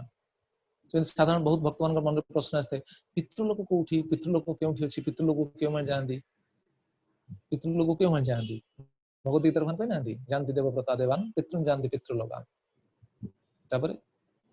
भूतानि जानती भूतेज्या जानती मज्जा जिनो विमान तेणु ये जो भगवान यहाँ कहते कहीं गुण भेद जो मैंने मत आराधना करते अर्थात जो मैंने शुद्ध सत्वगुण सत्वगुण को अंगीकार कर मत आराधना करती से शुद्ध सत्वगुण वशवर्ती होगी मो पाखक आसती तेणु जो संकीर्ण कथा कही पितृणांश निगद्यते पितृपुरुष मान वर्णना पितृलोक अच्छी शिव गोटे उन्नत लोक किंतु ये संकीर्ण शास्त्र मान सब वर्णना है तो यही दृष्टि जब विचार करा जाए तेज शास्त्र होती मुख्यतः त्रिविध सात्विक राजसिक तामसिक तो प्रश्न आसो बर्तमान आम पुणी शास्त्र उपरक आसवा कथार श्रवण करते कौन अनेक संशय छेदी परोक्षार्थ से दर्शकम सर्वस्य लोचनं शास्त्रम जस्य नास्ति अंधयव सर्वस्य लोचनं शास्त्रम शास्त्र होती समस्त लोचन शास्त्र समस्त लोचन तो त्रिविध शास्त्र पुणी आसिले सात्विक राजसिक तामसिक त्रिविध शास्त्र आसिले क्यों शास्त्र ग्रहणीय बर्तमान प्रश्न शास्त्र लोचन बोली कहगला पुणी त्रिविध शास्त्र अच्छा बोली कहगला क्यों शास्त्र ग्रहणीय क्यों शास्त्र अधिकार अनुसार क्यों शास्त्र ग्रहणीय कहीं आम जानते सात्विकटा उन्नत बोली कही दौचे ना पुणी लोक तो अच्छा तामसिक शास्त्र ग्रहण कर लोक तो अच्छा राजसिक शास्त्र ग्रहण कर शास्त्र को आम कह तात्पर्य प्रश्न हो राजसिक तामसिक शास्त्र मान जो रही चक्षु प्रदान करती कि सुनले ना सर्वस्व लोचन शास्त्र समस्त चक्षु होती शास्त्र जदि समस्त चक्षु यदि शास्त्र राजसिक तामसिक शास्त्र केमी चक्षु प्रद बोली कह से तो शास्त्र जाऊँगी जदि सी शास्त्र गणित होती चक्षुप्रद केमी हे राजसिक तामसिक आम स्वीकार करे बुझुचे कारण द्वारा तो आत्यंतिक कल्याण हेनी ना आत्यंतिक कल्याण कौन से शास्त्र माध्यम हम कि हेनी चक्षुप्रद केमी हे एने कह शास्त्र होती चक्षुप्रद कारण से भी बहुत करुणामय ये बुझना आवश्यक प्रत्येक शास्त्र दया रही शास्त्र होती करुणामय अच्छा से कौन करुणा करती जीव केमी चक्षु दिखती राजसिक शास्त्र और तामसिक शास्त्र जीव को चक्षु केमी दिखती जीव को चक्षु दिखती क्यों जीव को चक्षु दिखती कारण से अधिकारी जीव मैंने से कौन होता से अनादि काल भगवत बहिर्मुख होकर रही था जेहेतु से भगवत बहिर्मुख होकर रही था से तथाकथित लोभ देखी से कम से कम उन्मुखी करने पे साहाଯ୍य करती। गोटे लोक भगत बहिर्मुख होकर रही से किसी मानुनी बहुत बड़ समस्या पड़ी उदाहरण देले बुझीपार बहुत बड़ समस्या पड़ी शेष से निरुपाय हो प्रयास करने सत्वे भी समस्या से उत्तीर्ण हो पारे से समय से कौन कर जेकोसी गोटे देवादेव से जहाँ कहे से कर यज्ञ कर दान कर गोटे कौन कर्म अनुष्ठान कर जहाँ कहे से कर कहीं कारण से भली सब कौन लाभर सब सूचना सब दि जाए शास्त्र में तुम एटा कले सेटा पाइबो सेटा कले से समस्या दूर हो सेटा कले से समस्या दूर हो सेटा यदि न देखा जाय थांदा ताले साधारण जो बहिर्मुख होकर रही है कौन उन्मुखी हुए कि समस्त कौन भगवान डाकी पारे समस्त कौन भगवान प्रति प्रीति रही ना तो संसार पुणी कष्ट पाँच ना से कष्ट पाँच भगवान को डाकबेनि कि कष्ट दूर करने चाहिए तेणु तथाकथित ये सब देवादेवी मान पूजा को सब रखा जाए शास्त्र में ये शास्त्र सिद्धांत यहाँ कहते कि जानते आप सब संदर्भ पढ़े जानवे संदर्भ में जीव गोस्वामी एक कथा को पूरा स्पष्ट बुझे जहाँ पाखे थी पढ़ी ने तत्व संदर्भ में जीव गोस्वामी गोटे टीकार से कथा कहते देखना जीव गोस्वामी कौन लिखिं तेषामपि साम अस्ति अनप्रचार द्रुपत्वात् नाना देवता प्रतिपादक प्राय तत् अर्वाचीन क्षुद्र बुद्धि भी अर्थ दुरधिगम इति तद्वस्तु एवं संशय जीव गोस्वामी कहते तेणु शास्त्र मान जो राजसिक शास्त्र तामसिक शास्त्र जो रही जीव मान सी भी बहुत दया कर जो जीवटा अनादि काल धरी भगवत बहिर्मुख होगी संसार कष्ट पाँच सी कम से कम बहुत उन्मुखी होगा से शास्त्र मैंने साहाଯ୍य करते कि शास्त्र माध्यम से डायरेक्ट बहुत उन्मुखी हो पारनि किंतु किंचित किंचित गोटे गोटे स्टेप से आगू आगू जीव किंतु उद्देश्य नुह से सेवा से स्थिर रही जो सब स्पष्ट कहते जमी उदाहरण दि जाए आम कंटा गोड़े कंटा पशि जाइए गोड़े जो कंटा पशि कंटा को बाहर करने कौन कर गोटे कंटा व्यवहार कर ना कंटा को बाहर करने आउ गोटे कंटा व्यवहार कर कंटा बाहरी सारा पर दुईटा कंटा को फोपाड़ी दे उद्देश्य हूँ से देव पूजा करें से फलटा पाइले उद्देश्य हूँ कौन भगवत उन्मुखी कर जमी जेकोसी देवता पूजा करें यज्ञ कर अनुष्ठान कर कम से कम भगवान नाम नि ओम विष्णु विष्णु ओम हरि हरि भगवान का नाम नि कम से कम से जीव भगवान का नाम शुणियार सुजोग पाइले किंतु जीव जेहेतु अज्ञतावशत बुझीपारे से अनुष्ठान से कौन हो जाए लोभी हो जाए आसक्ति हो जाए तार आसक्ति बढ़ जाए अर्थात गोटे कंटा बाहर करागला कि जो कंटा द्वारा कंटा को बाहर करागला जो कंटा बाहर फोपाड़ी दि जाए जो कंटा द्वारा बाहर करा से धरी बसे केते सूक्ष्म सिद्धांत जो कंटा द्वारा बाहर करागला से धरी बसे किंतु उद्देश्य सेटा नुह उद्देश्य फोपाड़िया दरकार तो कह तत्पर्य से कंटा से धर तो छाड़ी पार कौन दरकार प्रसंग आम अच्छी ना साधु गुरु शास्त्र स्वरूप शास्त्र कौन प्रभाव कौन दरकार हो साधु संग साधु मान आवश्यक साधु संगे से जिन से कंटा फोपाड़ी पारे बुझीपार जदि साधु संग न करुँ से बुझीपार जीव गोस्वामी तत्व संदर्भ से कथा कहले तेषामपि सामस्ति अनप्रचार द्रुपत्वात् नाना देवता प्रतिपादक प्रायत्वात् विभिन्न सब शास्त्र माने कौन नाना देवता प्रतिपादक नाना देवता मानकर कौन सब प्रतिपादन करा जायछि सेवा कले से फल पाइबो से पूजा कले भागवत में सब सिद्धांत रही भागवत आप पढ़िए लिखाई क्यों देवता को पूजा कले कौन फल पाइबे शेष कौन कही विभिन्न देवादेवी पूजा करी शेष कौन कही शेष क्यों श्लोक अच्छी मुख्य श्लोक भागवत गोटे अच्छी ना ना ना सेटा नहीं देवता मान को पूजा भगवान को सेवा करिया समस्त आवश्यक कहना अकाम सर्वकाम मुख्य काम बा उदारधि तीव्रण भक्ति जोगे न जजते पुरुष से श्लोक पूर्व देखिए सब देवता मान फल कहुई देवता मान पूजा कले क्यों क्यों फल मिले विषय सब न कही तेणु अलग देवादेवी जो पूजा करती से शास्त्र मान अच्छी से शास्त्र सिद्धांत को ग्रहण करी पूजा करती किंतु आत्यंतिक फल मिले ना ताले मिले कौन मिले केवल ये जगतर जो समस्या से सम्मुखीन होती से समस्याटा से समय पे किछि किछि कांशरे दूरीभूत हुए आत्यंतिक कल्याण तार हुए से आत्यंतिक कल्याण हेबा पई शास्त्र ताको साहाय्य करछन्ती किंतु साधुंकर आवश्यकता जरूरी बिना साधुंक द्वारा उपदिष्ट प्राप्त न उपदिष्ट न हेले से शास्त्र महत्व को बुझी परिबा ना से शास्त्र को से श्रेष्ठ बोली विचार करिए प्रमाण केउठी अछि श्रीमद् भगवत गीता रे अछि भगवत गीता रे से श्लोक नहीं क्यों श्लोक जो बोल से कथे कहउछन्ती भगवत गीता से कथा रहिछ ना जामिमं पुष्पितं वाचं प्रवदन्ति अविवस्चिता वेदवादरता पार्थ नान्यदस्ति दिवादिना कामात्मनं स्वर्गपरा जन्म कर्म फलप्रदम् क्रिया विशेष बहुला भोगैश्वर्यं गतिं प्रति स्पष्ट भगवान गीता रे कहले द्वितीय अध्याय जामिमं पुष्पितं वाचं कारण वेदर सब पुष्पिता वाणी रहिछि पुष्पिता वाणी माने तुम एटा कले सेटा पाइबो सेटा कले सेटा पाइबो एवं से समस्या पड़छ से समस्या दूर होबे ई अनुष्ठान करिया आवश्यक ई सब पुष्पिता वाचा ई सब पुष्पिता वाणी लोभनीय सब कोन लोभ देखा जाइछि तो ये सब जिनस देखि जामिमं पुष्पितं वाचं प्रवदन्ति अविपश्चित जो माने अल्प बुद्धि संपन्न व्यक्ति माने से बुझी पारंती नहीं से माने भावंती एटा ही श्रेष्ठ एवं जे जो फलटा पाई जानती पूजा करिकी से भावंती आ व्यतीत आ बेसी नहीं तेणु से कार्य से लगी जाती अर्थात से कंटा तांको धरे पुणी रही जाए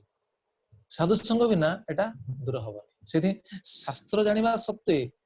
जदि आम साधु संग न करुचे ताले शास्त्र सिद्धांत को बुझी पारिबानी से बर्तमान देखुना जगत में बहुत शास्त्र रही लोक समस्या पड़ुंट क्यों शास्त्र पढ़ी बुझी पाना देख ग्रामांचल आम जाऊ प्रचार करने देखू क्यों क्यों पुराण सब लगी से पुराण से सब अध्ययन करुवे श्रवण करुवे कि किसी बुझी पारे जदि ता भीतर कौन गोटे वस्तु मन को स्पर्श करगला श्रेष्ठ विचार करते ही श्रेष्ठ आ व्यतीत बेसी ना एटा हूँ साधु संगर अभाव तेणु साधु गुरु शास्त्र जो महत्व ये हूँ बहुत गुरुत्वपूर्ण ये बहुत सुंदर टॉपिक तेणु शास्त्र थिले मध्य साधु बिना तार महत्व कहीं बुझी पारे से जमी बना जैमिनी आदि ऋषि मैंने विभिन्न प्रकार कर्मकांड विधि भितर से कौन बहुत प्रतिपादन कर भक्ति विषय से रचना करना श्रेष्ठ बोली कहना कारण से व्यक्ति माने कौन ये अधिकारी बेसी अधिकारी कौन मानक विभिन्न अधिकार व्यक्ति विशेष मान कल्याण से सब रचना कर आत्यंतिक कल्याणप्रद नुहे शास्त्र समस्त आत्यंतिक कल्याण जो कर विचार कर राजसिक तामसिक शास्त्र कल्याण करपारती नहीं तेणु साधु संगर आवश्यकता रही जो साधु गुरु शास्त्र महत्व है कि साधुगुरु महत्व कौन साधुगुरु महत्व हूँ शास्त्र सिद्धांत को आम सठिक भाव बुझीपार ना तेणु साधुगुरु महात्म्य बुझा साधुगुरु संग करवा साधु संगे शास्त्र महत्व को बुझा नचेत आप देखुना बहुत शास्त्र जे पढ़े से भ्रम पढ़े से महाप्रभु सिद्धांत रही कौन बहुत शास्त्र कलाभ्यास अभ्यास कर चैतन्य चैतन्य से कथा अच्छे ना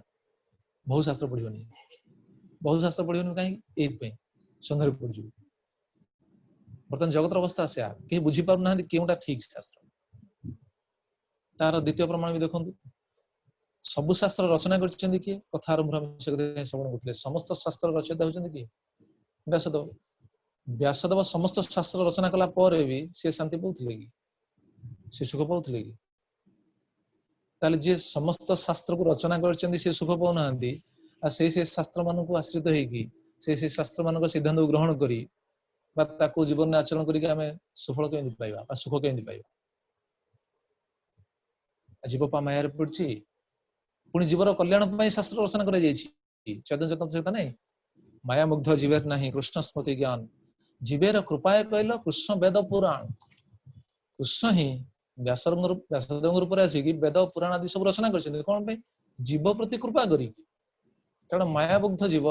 तार कृष्ण स्मृति ज्ञान नहीं तेणु तार कल्याण केमी हम से शास्त्र रचना कर शास्त्र महत्व कि शास्त्र कौन से बुझीपार बुझीपार भगवान कृपा कर शास्त्र गुरु आत्मा रूपे आपना के जानान कृष्ण मोर प्रभु त्राता जीवेर है ज्ञान भगवान शास्त्र रूपे गुरु रूपे कौन कर आपना के जाना निजक जन कि जीव जदि राजसिक और तामसिक शास्त्र को अवलंबन कर भगवान को बुझी पार से देवादी मान भर सीमित रहा पूजा को श्रेष्ठ विचार कर पूजार फल को से प्राप्त हो विचार कर मो जीवन ठीक अच्छे तार आत्यंतिक कल्याण हेनी अर्थात से बुझीपार कृष्ण हूँ मोर प्रभु कृष्ण हूँ मोर त्राता कहले ना कृष्ण मोर प्रभु त्राता जीवेर हय ज्ञान कृष्ण मोर प्रभु कृष्ण मोर त्राता ए ज्ञान टा जीव पाऊनी पाई पारियोनी कहीं शास्त्र ता पाखे थाई पारे साधु संग न कले से बुझी पारियोनी कारण शास्त्र से व्यासदेव समस्त शास्त्र रचना कला पर भी निजे संतुष्ट होना कारण भगवान जानछन ना व्यासदेव स्वयं भगवान किंतु व्यासदेव कहा जाए भगवान सत्यावेश अवतार भगवान श्रीकृष्ण जानते अरे ये तो रचना कले सब कि जीवर आत्यंतिक कल्याण केमी हम जीव तो विभिन्न शास्त्र मान से भ्रमित हम तेणु नारदम को परामर्श क्रमे व्यासदेव सब रचना कर असंतुष्ट हो रही संतुष्टि लाभ कर पाना शांति पाना नारद मुनि आगमन से विषय भागवत रचना आप पढ़ीदेवे से नारद मुनि परामर्श क्रमे व्यासदेव समाधिस्थ होती समाधिस्थ अवस्था श्रीमद भागवतम को रचना कर नुहे व्यासदेव स्मरण कर रचना कर आप देखिए समय प्रयास आश्रम सरस्वती नदी तटरे व्यासदेव समाधिस्थ होती भागवतम प्रकट होती भागवतम रचना कर तेणु शास्त्र को बुझापी साधु गुरु आवश्यकता मुझे प्रसंग रखीचे साधु गुरु एवं शास्त्र महत्व शास्त्र महत्व है या जीवन को श्रृंखलित करने शास्त्र होती अपरिहार्य वस्तु किंतु शास्त्र आम पाखे भूरी शास्त्र थे भी बहु शास्त्र थे भी साधु संग बिना शास्त्र महिमा को बुझीपर ना शास्त्र सिद्धांत को बुझीपर ना शास्त्र को बुझीपर से भागवतम को प्रकट कले व्यासदेव भागवतम को भी समस्ते बुझीपर ना बुझीपर जमी तो ओडिया भक्त सब देखुं ओडिया भक्त जब ग्रामांचल को जी देखिए ओडिया लोक मैंने सब शास्त्र को भागवतम पढ़ुवे कि भागवतम बुझीपार थे भागवतम पढ़ी से समस्या पड़ती सन्देह पड़ती आप हते जानते कहीं भागवत जमी जगन्नाथ दास रचना कर जीव मारण जीव खाई से जीव वैकुंठ बस साधारण लोग प्रश्न करते आज्ञा जीव मारण जीव खाई भागवत तो लिखाई जीव मारी तो जीव खाइल तो जीव वैकुंठ को जाए आम जीव मारिक खाऊ आमिष भोजन कर असुविधा कौन अच्छे देखो शास्त्र पढ़ी शास्त्र सिद्धांत को बुझी पारना पुणी भागवत मुड़ी शास्त्र अमल शास्त्र अमल पुराण परमहंस संहिता ताकू पढ़ी जीव बुझी पार जीव कौन बुझ शास्त्र साधु बिना बुझी हुए ना साधु अनुगत से महाप्रभु शिक्षा रही कौन जाओ भागवत पढ़ वैष्णवेर स्थाने एकांत आश्रय कर चैतन्य चरणे चैतन्य भक्त संगे नित्य कर संग तबे तो जानिब सिद्धांत समुद्र तरंग चैतन्य चरितमृत अंत्यलीला पंचम परिच्छेद तेणु भागवतम भी पढ़ले भी साधु संगरे वैष्णव आनुगत्य जदि समस्त शास्त्र रही समस्त शास्त्र को कह विस्मरण हो जाती समस्त शास्त्र सार कौन रही समस्त शास्त्र सार रही श्रीमद भागवतम कहीं भागवतम से श्लोक रही प्रथम स्कंद प्रथम अध्याय देखिए श्लोक अच्छा निगम कल्प तर गलित फलम सुख मुखादमृत द्रव संयुतम पीबत भागवतम रसमालय मुहुरह रसिका भूई भावुका समस्त वैदिक शास्त्र को यदि वृक्ष सदृश कलना कराए गणना कराए तार सार वस्तु कौन वृक्षर सार वस्तु होती फल एवं से फल सुमिष्ट हो जाती केतबेले जदि से फल सुख पक्षी मुख कौन तर चंचु यदि स्पर्श करती तेणु समस्त वैदिक साहित्य सार वस्तु श्रीमद भागवतम एवं भागवतम आहरी रसाल हो जेहेतु सुखदेव गोस्वामी श्रीमुख कीर्तित होती तेणु भागवतम होती अमल पुराण परमहंस संहिता एवं भगवत गीता भी कारण भगवान होती भगवान श्रीमुख भगवत गीता जेहेतु निष्पन्न तेणु भगवत गीता एवं श्रीमद भागवतम होती कम से कम जीवपाई एकांत आवश्यक शास्त्र विशेषकर कलिजुग। एकांत आवश्यक शास्त्र जदि किसी था श्रीमद् भगवत गीता श्रीमद् भागवतम किंतु साधु संग बिना ताको बुझिया भी मुश्किल बिना साधु संग रे शास्त्र सिद्धांत बुझी हबनी से जमी आम शुणुले साधारण जो प्रश्न करती जीव मारण जीव खाई से जीव वैकुंठ बसई आहारे भल मंद नहीं जे स्थान जेमंत मिली आप भागवतम सब पयार शुणुवे सब ओडिया अनुवाद शुणुन ना आहारे भल मंद नहीं जे स्थान जेमंत मिली साधारण लोग प्रश्न करुच्ची आज्ञा भागवत तो लिखाई आहारे भल मंद नहीं जे स्थान जेमंत मिली कौन बुझेबे से जुक्ति करती आहारे भल मंद नहीं आहार हूँ भल मंद नहीं जो स्थान जमी मिलला भोजन कर आमिष तो ग्रहण कर सिद्धांत हिसाब से जुक्ति करती भागवत लिखाई तेणु शास्त्र थिले मध्य चक्षु खोली ना तेणु शास्त्र थिले मध्य चक्षु खोलती किए साधु शास्त्र जदिव चक्षु किंतु चक्षु को उन्मूलन करती साधु शास्त्र सिद्धांत को जीव पाखे प्रकट कराती साधु जमी गोटे श्लोक अच्छा आप शुणिले आश्चर्य होइजिबे ए श्लोकर अर्थ आप शुणिले कौन बुझे से श्लोक अच्छा केशवं पतितं दृष्ट्वा द्रोण हर्षम उपागत कौरवः रुदन्ति सर्वे हा केशव शास्त्र लिखाई आखिर अर्थ जदि विचार करेंगे देखो तार अर्थ कौन हो केशवं पतितं दृष्ट्वा केशव पड़जा को देखी केशव पड़जा अर्थात केशव मृत्युवरण कला केशव मरवे के मरवे पतितं दृष्टा पड़जा देखिकी द्रोण हर्षम उपागत द्रोण हर्षम उपागत द्रोण हसे माने आनंदित हो गले केशव मृत्युवरण करिया देखी द्रोण हस पूरा आनंदित हो हर्षम उपागत हसे आनंद आसछन अच्छा तापर कहउछन्ती रुदन्ति कौरवा सर्वे रुदन्ति क्रंदन करती कौरवा कौरव माने सर्वे समस्त कौरव देखो श्लोकर अर्थ या तो संस्कृत शब्द अर्थ तो या ना रुदन्ति कौरवा सर्वे समस्त कौरव क्रंदन करछन्ती कौन क्रंदन करछन्ती कौन कहि क्रंदन करछन्ती हा केशव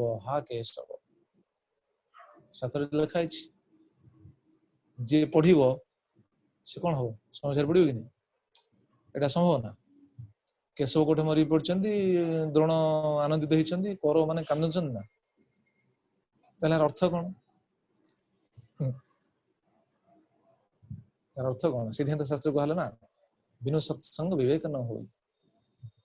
सत्संग बिना विवेक होबनी शास्त्र थिले मध्य शास्त्र देखेबेनी शास्त्र से सिद्धांत प्राप्त हो पारिबेनी साधु संग रे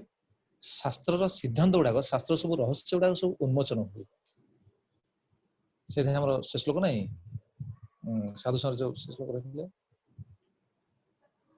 श्रवण कले क्षयंती सर्वकर्माणि श्लोक अछंती समस्त संशय छेदन हो जाए कौन से श्लोक छिन्दन्ति सर्व संशया श्लोक अछंती हाँ विद्यते हृदय ग्रंथि छिन्यन्ते सर्व संशया क्षीयन्ते चस्य कर्माणि दृष्ट एवात्मनिश्चय छिद्यन्ते सर्व संशया समस्त संशय दूर हम साधु संगे तेणु शास्त्र को बुझापी हेले साधु गुरु आवश्यकता अच्छी तेणु जो प्रसंग अच्छा साधु गुरु और शास्त्र प्रभाव यहाँ हूँ प्रभाव शास्त्र द्वारा जीवन श्रृंखलित हुए किंतु साधु बिना शास्त्र को बुझी हुए ना प्रश्न से जो आलोचना होता केशव पतितं दृष्टा तार अर्थटा कौन साधु संग बिना बुझी हेनी समस्ते बुझे तार अर्थ हूँ केशवं पतितं दृष्टा केशवं केशव शब्द रे कृष्ण नुह क शब्द अर्थ कौन संस्कृत रे क क्या कह जाए क शब्द अर्थ हूँ जल क शब्द अर्थ हूँ जल कु शब्द अर्थ हूँ पृथ्वी क हेले जल के माने जल रे के शवं जल रे गोटे शव पड़ी तार अर्थ देखो कि केशवं पतितं दृष्टा जल रे गोटे शव पड़ी भासी भासी द्रोण हर्षम उपागत जल जो शव पड़ी भासी भासी जाऊँगी आनंदित होइकी ଦ୍ରୋଣ ପାଖକୁ ଆସି ପହଞ୍ଚି ଯାଇଛନ୍ତି, ତା ଉପରେ ବସିଛନ୍ତି। ଦ୍ରୋଣ କିଏ? କାକକୁ କୁହାଯାଏ ଦ୍ରୋଣ। କାକ ମାନେ ଆସିକି ବସିଛନ୍ତି, କାକ ଶାଗୁଣା ଆଦି ସବୁ ପକ୍ଷୀ, ସେମାନେ କହିଲେ ଦ୍ରୋଣ। ସେମାନେ ହର୍ଷମ ଉପାଗତ, ବହୁତ ଆନନ୍ଦିତ ଚିତ୍ତରେ ଆସିକି ସବୁ ଉପରେ ବସି ତାକୁ ଖୁମ୍ପି ଖୁମ୍ପି ଖାଉଛନ୍ତି। ସେମାନଙ୍କର ଆନନ୍ଦ। କିନ୍ତୁ କୌରବା ରୁଦନ୍ତି ସର୍ବେ, ସମସ୍ତ କୌରବ ମାନେ ରୋଦନ କରୁଛନ୍ତି। କୌରବା, କେଉଁ କୌରବ? କୌରବା ଶବ୍ଦରେ କୁକୁର ଶୃଗାଳ, ଏମାନେ ଶୃଗାଳ ମାନେ କୁକୁର ମାନେ, ଏମାନେ ସବୁ ରୋଦନ କରୁଛନ୍ତି। କାହିଁକି? ସବୁଟା ପାଣି ଭିତରେ ଭାସି ଯାଉଛି ନା, କେଶ ଏବଂ ଜଳ ଭିତରେ ସବୁଟା ଭାସି ଯାଉଛି। ତେଣୁ ଶବଟା ଯେହେତୁ ପାଣି ଭିତରେ ଭାସି ଯାଉଛି, ଇଏ ଶୃଗାଳ ଗୁଡା ପାଣି ଭିତରେ ପଶି ପାରୁନାହାନ୍ତି, ତେଣୁ ବାହାରେ ରହିକି ଚିତ୍କାର କରୁଛନ୍ତି, ହା ହା କେସ ହବ, ହା ହା କେସ ହବ।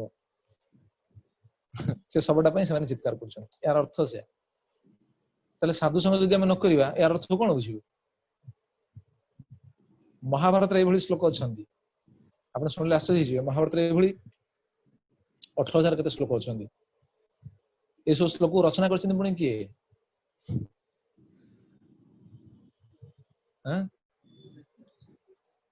ଲେଖିଛନ୍ତି କିଏ? ଗଣେଶ। ଗଣେଶ ରଚନା କରିଛନ୍ତି। ବ୍ୟାସଦେବ ଏଭଳି ଶ୍ଲୋକ ସବୁ ଡାକିଛନ୍ତି। ଗଣେଶକୁ ରଚନା କରିବା ପାଇଁ ଯେତେବେଳେ ନିବେଦନ କରାଯାଇଥିଲା ଗଣେଶଙ୍କୁ, ଗଣେଶ ସର୍ତ୍ତ ରଖିଥିଲେ ନା, ମୁଁ ରଚନା କରିବି କିନ୍ତୁ ମୋର ଲେଖନୀ ବନ୍ଦ ହବନି, ଆପଣ କହି ଚାଲିବେ, ମୁଁ ଲେଖି ଚାଲିବି, ଆପଣଙ୍କର ବନ୍ଦ ହବନି, ମୋର ବନ୍ଦ ହବନି, ଆପଣ ଯଦି ବନ୍ଦ କଲେ ମୋର ବନ୍ଦ ହେଇଯିବ, ଆଉ ଲେଖିବି ସେଠି। ଗଣେଶଙ୍କର ଏଇ ସର୍ତ୍ତ ଥିଲା। ବ୍ୟାସଦେବ ସର୍ତ୍ତକୁ ସ୍ୱୀକାର କଲେ ଏବଂ ବ୍ୟାସଦେବ ଗୋଟେ ସର୍ତ୍ତ ରଖିଲେ, ଠିକ ଅଛି, ମୋର ସର୍ତ୍ତ ହଉଛି ମୁଁ କହି ଚାଲିବି, ଆପଣ ଲେଖି ଚାଲିବେ, କିନ୍ତୁ ମୁଁ ଯାହା କହିବି ଆପଣ ତାକୁ ବୁଝିବେ, ବୁଝିକି ଲେଖିବେ। ମୁଁ ଯାହା କହିବି ତାକୁ ବୁଝିବେ, ବୁଝିଲା ପରେ ଲେଖିବେ। ଗଣେଶ କହିଲେ ହଁ ଠିକ ଅଛି, ଗଣେଶ ତ ବୁଦ୍ଧିମାନ, ବହୁତ ବଡ଼ ବିଦ୍ୱାନ ଗଣେଶ। ଗଣେଶ କହିଲେ ହଁ ମୁଁ ବୁଝିବି, ବୁଝିକି ଲେଖିବି। ତ ଏଇଭଳି କେତେ 18,000 କେତେ ଶ୍ଲୋକ, ଏଇଭଳି ଏଗୁଡ଼ା କୁହାଯାଏ କୂଟ ଶ୍ଲୋକ। ଏଭଳି 18,000 କେତେ ଶ୍ଲୋକ ରଚନା କରିଛନ୍ତି ବ୍ୟାସଦେବ, ଯାହାଙ୍କୁ ଗଣେଶଙ୍କୁ ବୁଝିବା ପାଇଁ ବି ସମୟ ଲାଗୁଥିଲା। ଗଣେଶ ବି ଚକ୍କର ପଡିବ, କଣ କଣ ଏମିତି କଣ ଡାକୁଛନ୍ତି, ଏମିତି ଶ୍ଲୋକ। ଗଣେଶ ବି ଚିନ୍ତା କରୁଥିଲା ଏମିତି କଣ ଡାକିଲେ। ତାପରେ ଗଣେଶ ବିଚାର, ଓ ଅର୍ଥ ୟା ଏଇ ସାର୍ ଡାକିଛନ୍ତି ବ୍ୟାସଦେବ, ହଁ ଠିକ ଅଛି ଲେଖିଲି। ତ ସେଇ ସମୟରେ ଗଣେଶ ଚିନ୍ତା କରିବା ପାଇଁ ଯେତିକି ସମୟ ଲାଗିଯାଉଥିଲା, ସେଇ ସମୟ ଭିତରେ ବ୍ୟାସଦେବ ପୁଣି ସମାଧିସ୍ଥ ଅବସ୍ଥାରେ ପୁଣି ଚିନ୍ତନ କରୁଥିଲେ, ପୁଣି ଡାକୁଥିଲେ। କହିବା ତାତ୍ପର୍ଯ୍ୟ ଆମର ଏହା ଯେ ସାଧୁସଙ୍ଗ ବିନା ଶାସ୍ତ୍ରର ମହିମାକୁ ଆମେ ବୁଝିବା କେମିତି? ତେଣୁ ବିନା ସାଧୁ ସଙ୍ଗରେ ତାକୁ ବୁଝିପାରିବା ନାହିଁ। ଆଉ ସହଜତା ଆମର ତ ଦୃଷ୍ଟି ନାହିଁ ନା, ଶାସ୍ତ୍ର ଆମ ପାଖରେ ଥିଲେ ମଧ୍ୟ କିଛି କାର୍ଯ୍ୟ କରିବନି ସାଧୁ ସଙ୍ଗ ବିନା। ଆମର ଯୋଉ ପ୍ରସଙ୍ଗ ରହିଛନ୍ତି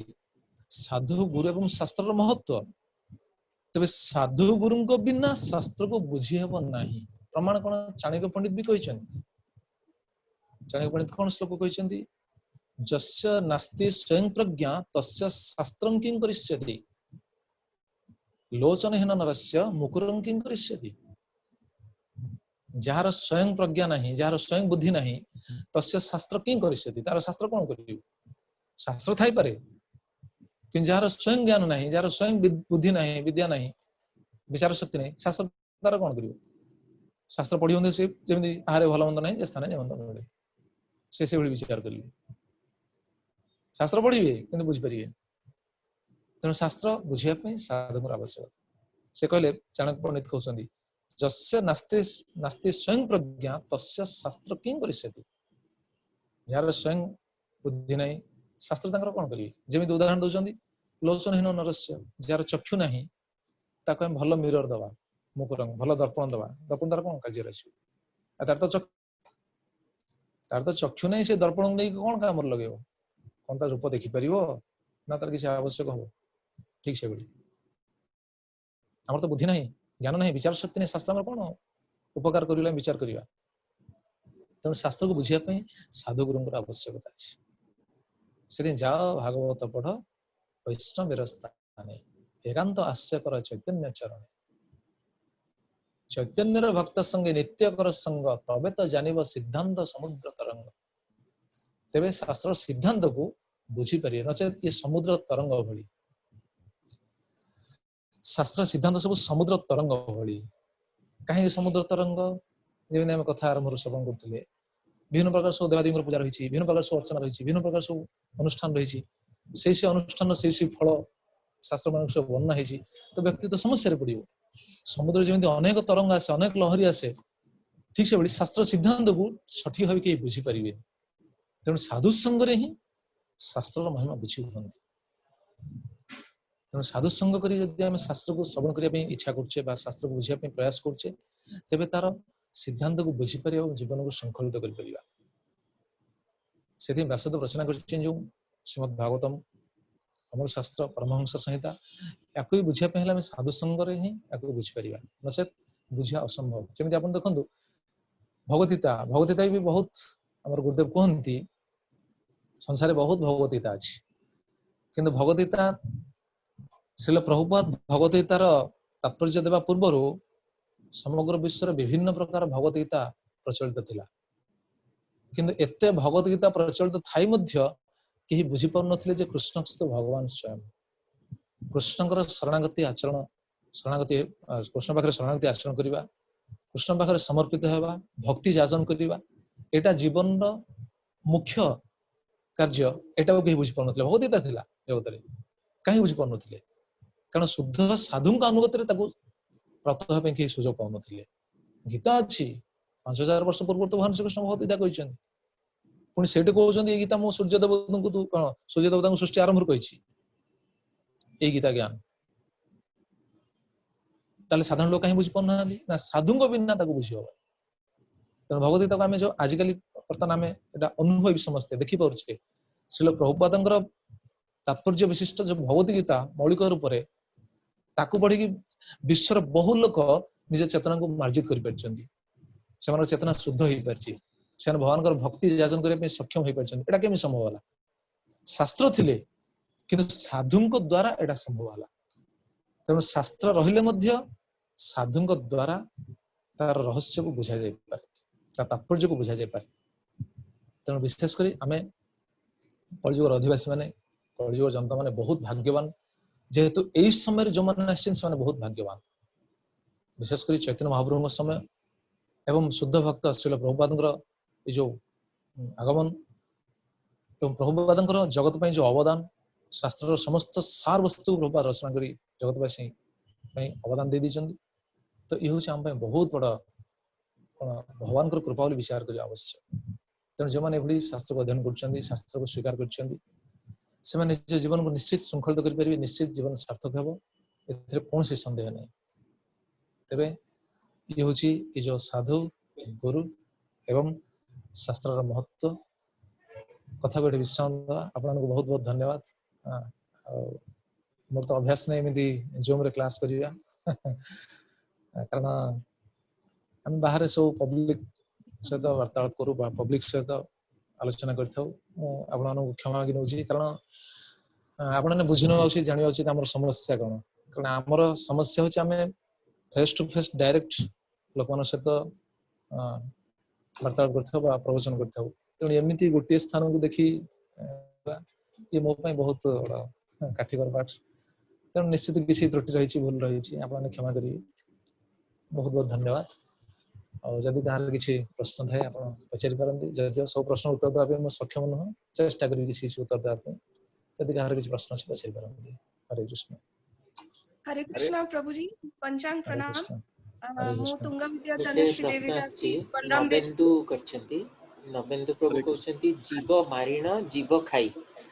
केमिति बुझिबा? जीव मारिण जीव खाई एटा केमिति बुझिबा? अच्छा देखो सेटा भागवतम जो सिद्धांत रही, भागवतम मूल श्लोक को न देखी साधारणतः लोक मैंने भ्रमित हुअंती। भागवत जो लिखा है जीव मारिण जीव खाई से जीव वैकुंठ बसई। जीव मारिण जीव खाई, जीव को मारिया अर्थ कौन? मत जन लोक से प्रश्न पचारि, जीव मारिण जीव खाई से जीव वैकुंठ बसई, ताले से बुझती कौन? जमी साधारणतः लोक मैंने कौन बुझती? आपण प्रश्न आसपारे आपण भी हत बुझी थाई पारती, जो जीव को आम हत्या करुचे भोजन करुचे से जीव वैकुंठ को जान। प्राय लोक या ही बुझी था। मत जन ये प्रश्न पचारे आपन कहते जीव हत्या करने पाप, किंतु भागवतम तो कहते जीव मारिण जीव खाई से जीव वैकुंठ बसई। आम तो जो जीव को हत्या कर तो वैकुंठ को पठाइबा साहाଯ୍य करुँ, ସାହାଯ୍ୟ କଲୁ କ୍ଷତି କଣ ହେଲା, ପାପ କେମିତି ହେଲା? ତାଙ୍କୁ ସେଟା ମୁଁ ଉତ୍ତର ଦେଲି, ଆଚ୍ଛା ଯଦି ଜୀବଙ୍କୁ ଆମେ ହତ୍ୟା କଲେ ଯଦି ବୈକୁଣ୍ଠକୁ ଯାଆନ୍ତି, ତାହେଲେ ମନୁଷ୍ୟ ହିସାବରେ ଆମର କର୍ତ୍ତବ୍ୟ କଣ? ମନୁଷ୍ୟ ହିସାବରେ ଆମର କର୍ତ୍ତବ୍ୟ ହଉଛି ପ୍ରଥମେ ନିଜ ପିତାମାତାଙ୍କୁ ବୈକୁଣ୍ଠକୁ ପଠାଇବା। ଏହା ନୁହେଁ ଯେ ଖାଲି ମାଛ, କୁକୁଡ଼ା, ଛେଳି ଏମାନଙ୍କୁ ବୈକୁଣ୍ଠକୁ ପଠାଇବା। ପର୍ଟିକୁଲାର ଆମେ ଗୋଟେ ମାଛ ବା ଗୋଟେ ଛେଳି ବା ଗୋଟେ କୁକୁଡ଼ାକୁ ମାରିକି ଖାଇଦଉଛେ, କହୁଛେ ନା ସେ ଜୀବକୁ ଆମେ ବୈକୁଣ୍ଠକୁ ପଠେଇଲେ। ତାହେଲେ ଯଦି ବୈକୁଣ୍ଠକୁ ପଠେଇବା ପାଇଁ ଯଦି ମନରେ ବ୍ୟାକୁଳତା ଅଛି, ପ୍ରଥମେ ନିଜ ପିତାମାତାଙ୍କୁ ପଠାନ୍ତୁ। ପିତାମାତାଙ୍କୁ ଆଗେ ମାରିକି ଖାଆନ୍ତୁ, ତାପରେ ବୈକୁଣ୍ଠକୁ ପଠାନ୍ତୁ। ଯଦି ଏଟା ବାହାର ଲୋକଙ୍କୁ କୁହାଯାଇ ପାରିବନି, କାରଣ ବାହାରେ ବହୁ ଲୋକ ଅଛନ୍ତି ସେମାନେ ପିତାମାତାଙ୍କୁ ମାରିକି ଖାଇଯାଆନ୍ତି, ସେମାନଙ୍କୁ ତ ବିଲକୁଲ ନାସ୍ତିକକୁ କୁହାଯାଏ। ଓଡିଆ ଲୋକମାନଙ୍କ ପାଇଁ ମୁଁ ଏଟା କହୁଛି, କାରଣ ଏ ଓଡିଆ ଭାଗବତର ସିଦ୍ଧାନ୍ତ ଓଡିଆ ଲୋକ ହିଁ ପ୍ରଶ୍ନ କରିବେ ନା। ତେଣୁ ସେମାନଙ୍କୁ ଏଇ କଥା ହିଁ ବୁଝା ଯାଇପାରେ ଯେ ପିତାମାତାଙ୍କୁ ଆଗେ ବୈକୁଣ୍ଠ ପଠାନ୍ତୁ ହେଲା। ଯଦି ପିତାମାତାଙ୍କୁ ପଠେଇ ଦେଲେ ବା ପିତାମାତା ନାହାନ୍ତି, ସେଠି କଣ କରିବି? ଜଗତବାସୀ ସମସ୍ତଙ୍କୁ ବୈକୁଣ୍ଠ ପଠାନ୍ତୁ, ସବୁ ଲୋକଙ୍କୁ ମାରି ଖାଆନ୍ତୁ, ଆଗେ ମଣିଷ ମାନଙ୍କୁ ମାରି ଖାଆନ୍ତୁ, ତାପରେ ଅଲଗା ଜୀବକୁ ମାରି ଖାଇବୁ। ତାର ଅର୍ଥ ସେୟା ନୁହଁ। ଜୀବ ମାରଣ ଜୀବ ଖାଇ, ଅର୍ଥାତ ଆମ ଭିତରେ ଯେଉଁ ସବୁ ଦୁଷ୍ଟ ଜୀବ ମାନେ ଅଛନ୍ତି ତାକୁ ମାରନ୍ତୁ। ଦୁଷ୍ଟ ଜୀବ କିଏ ରହିଛନ୍ତି? କଥା ମଝିରେ ଆମେ ସେ କଥା ଶ୍ରବଣ କରିଥିଲେ ନା,